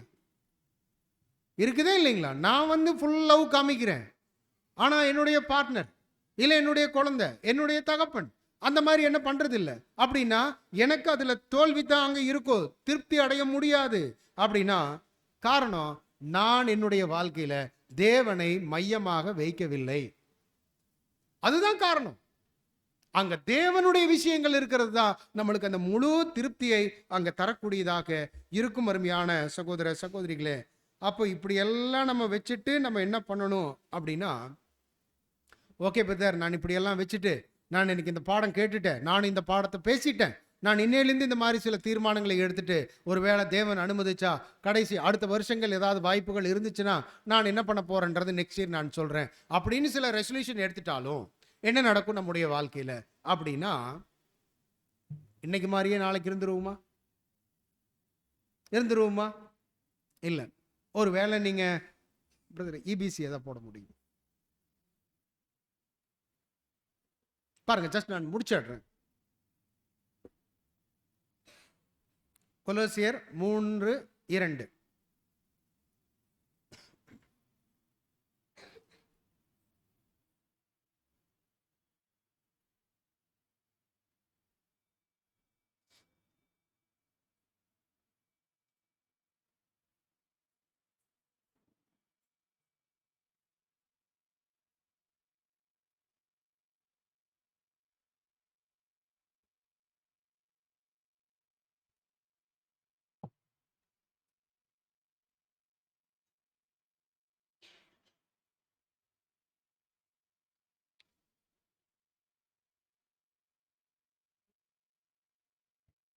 கொலோசியர் 3:2 வாய்ப்பு இருக்குங்களா? ஸோ அங்கே என்ன சொல்றார் அப்படின்னா, வாய்ப்பு இருக்கா பிரதர்?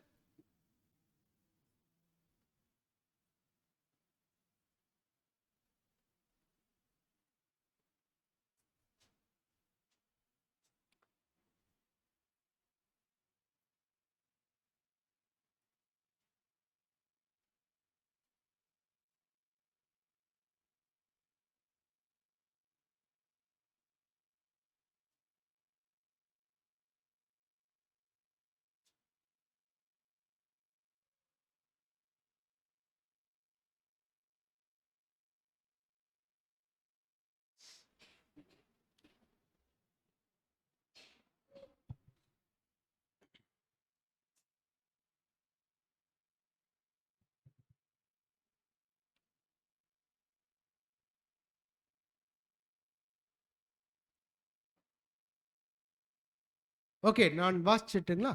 ஓகே பாருங்க, ஒருவேளை இபிசி நீங்க செக் பண்றதுனா செக் பண்ணலாம். கொலோசியர் 3:2 அந்த அஃபெக்ஷன்ஸ் பத்தி பேசுவார், அந்த நேசங்கள் பத்தி பேசுவார். சொல்லிட்டு keep setting your affections and if they slip off 1,000 times a day set them back 1,000 times and by the will begin to stick on the heavenly things better அப்படின்ற ஒரு வார்த்தை. என்னன்னா, உங்களுடைய நேசங்களை, உங்களுடைய அஃபெக்ஷன்ஸை நீங்க மேலானவைகள் மீதே நீங்கள் என்ன பண்ணுங்கன்னா வைத்துக்கொண்டே இருங்கள். அப்படி வைக்கும் போது நீங்க வைக்கப்பட்ட இடத்திலிருந்து ஒரு நாளைக்கு 1,000 times நீங்க விழுந்தாலும் பரவாயில்ல. புரியுதுங்களா? நான் ஏன் இவ்வளவு விஷயங்கள் நான் பேசுறேன் அப்படின்னா, என்னுடைய விஷயங்கள் என்னுடைய பரத்துக்குரியதாகத்தான் இருக்கு. ஆனா இந்த செட் பண்ணிட்டேன், என்னுடைய மைண்ட் செட் பண்ணிட்டேன், டெய்லி லைஃப்ல அப்ளை பண்றேன். பட் என்னுடைய வாழ்க்கையில் 1000 முறை ஒரு நாள்ல நான் தவறினாலும் 1000 முறை மீண்டும் நீங்க என்ன பண்ணுங்கன்னா அங்கேயே உங்களுடைய மனதை நீங்கள் என்ன பண்ணுங்கன்னா செட் பண்ணுங்க. அப்படி செட் பண்ணிட்டீங்கன்னா அதே ஸ்டிக் ஆயிரும். அதுதான் அங்கிருந்து ஒருபோதும் என்ன ஆகாதுன்னா அங்க மாற்றாது. ஏன் அப்படின்னா, நீதிமான் 7 முறை விழுந்தாலும் அவன் என்ன பண்ணுவான்? எழுந்திருப்பான். அதே மாதிரிதான் சொல்றோம், ஒரு நாளைக்கு நீங்க 1000 டைம் நீங்க பரலோகத்தை நோக்கி விஷயங்கள்ல ஃபெயிலியர் ஆகுறீங்களா? பரவாயில்ல.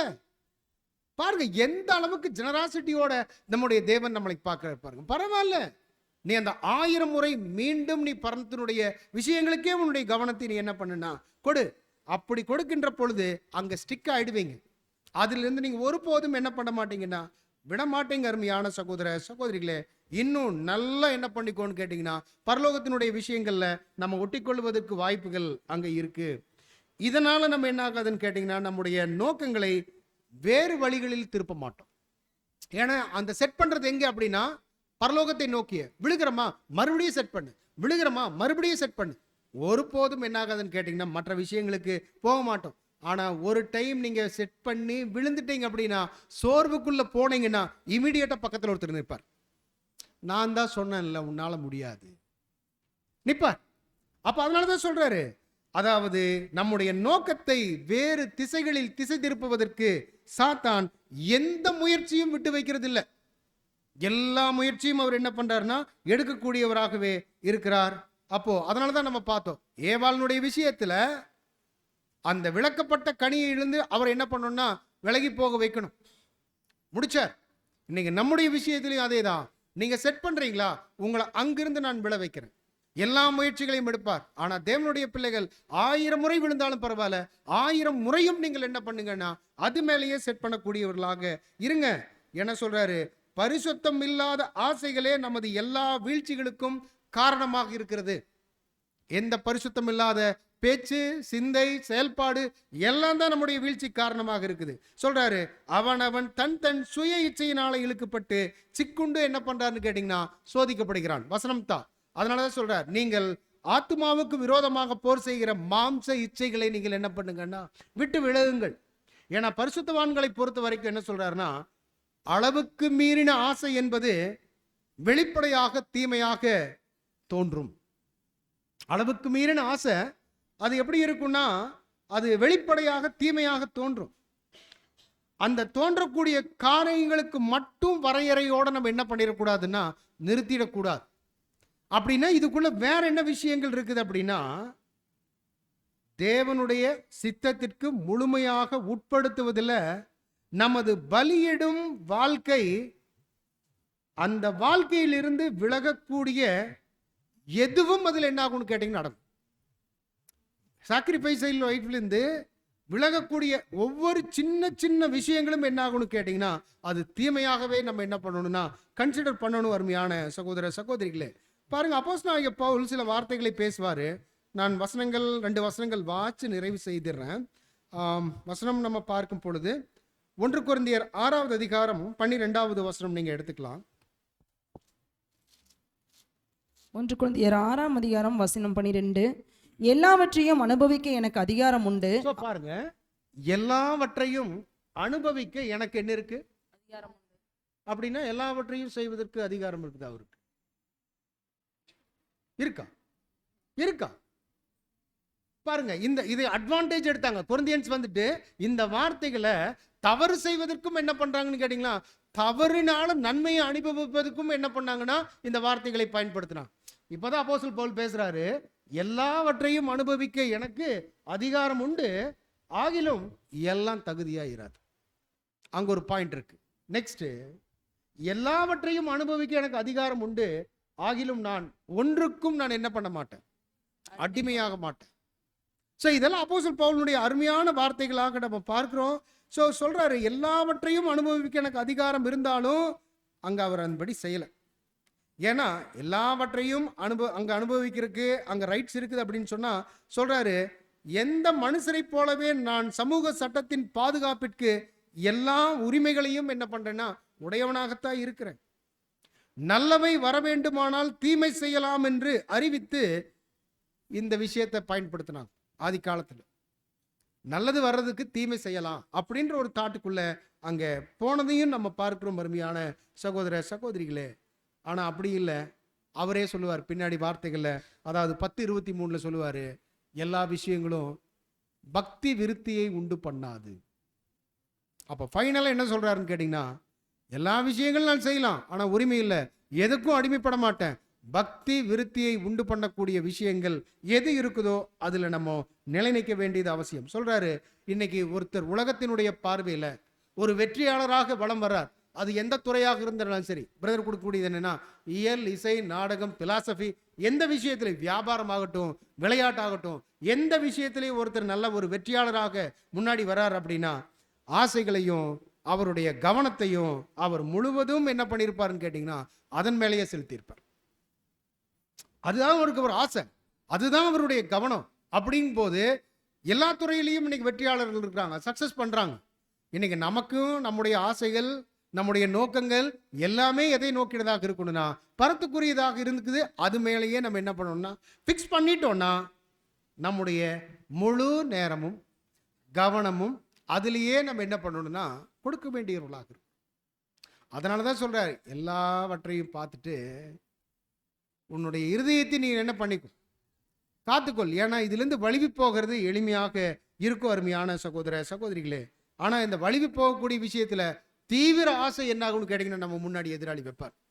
ஆனா அதிலிருந்தெல்லாம் அங்க பாதுகாக்கப்படணும் அப்படின்னா இருதயத்தை நம்ம என்ன பண்ணிக்கணும்னு கேட்டீங்கன்னா நேரா தேவனுடைய சமூகத்துக்கு நேராக வச்சிடணும்.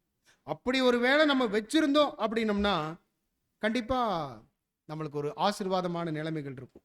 முடிவாக என்ன சொல்றாரு அப்படின்னு கேட்டீங்கன்னா, தாவீதை அபிஷேகம் பண்றதுக்கு சாமியலை அனுப்பும் போது தேவன் சொன்ன வார்த்தை தான், மனிதனோ முகத்தை பார்க்கிறார், ஆனா தேவனுடைய விஷயத்துல அவருடைய இருதயம் எப்படிப்பட்டதுன்னு பார்க்கிறார். அப்படின்னா ஆக்ஷன்ஸ் பார்த்து நம்ம நல்லவங்க மோசமானவங்க நம்ம என்ன பண்ணிடலாம்னு கேட்டிங்கன்னா தீர்ப்பு சொல்லிடலாம், எழுதிடலாம்.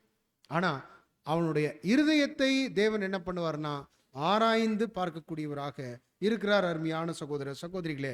அப்போ அந்த இருதயம் அங்கிருந்து வரக்கூடிய அந்த உந்துதல் இதை எல்லாம் நம்ம என்ன பண்ணுறான்னு கேட்டிங்கன்னா கவனிக்கணும்.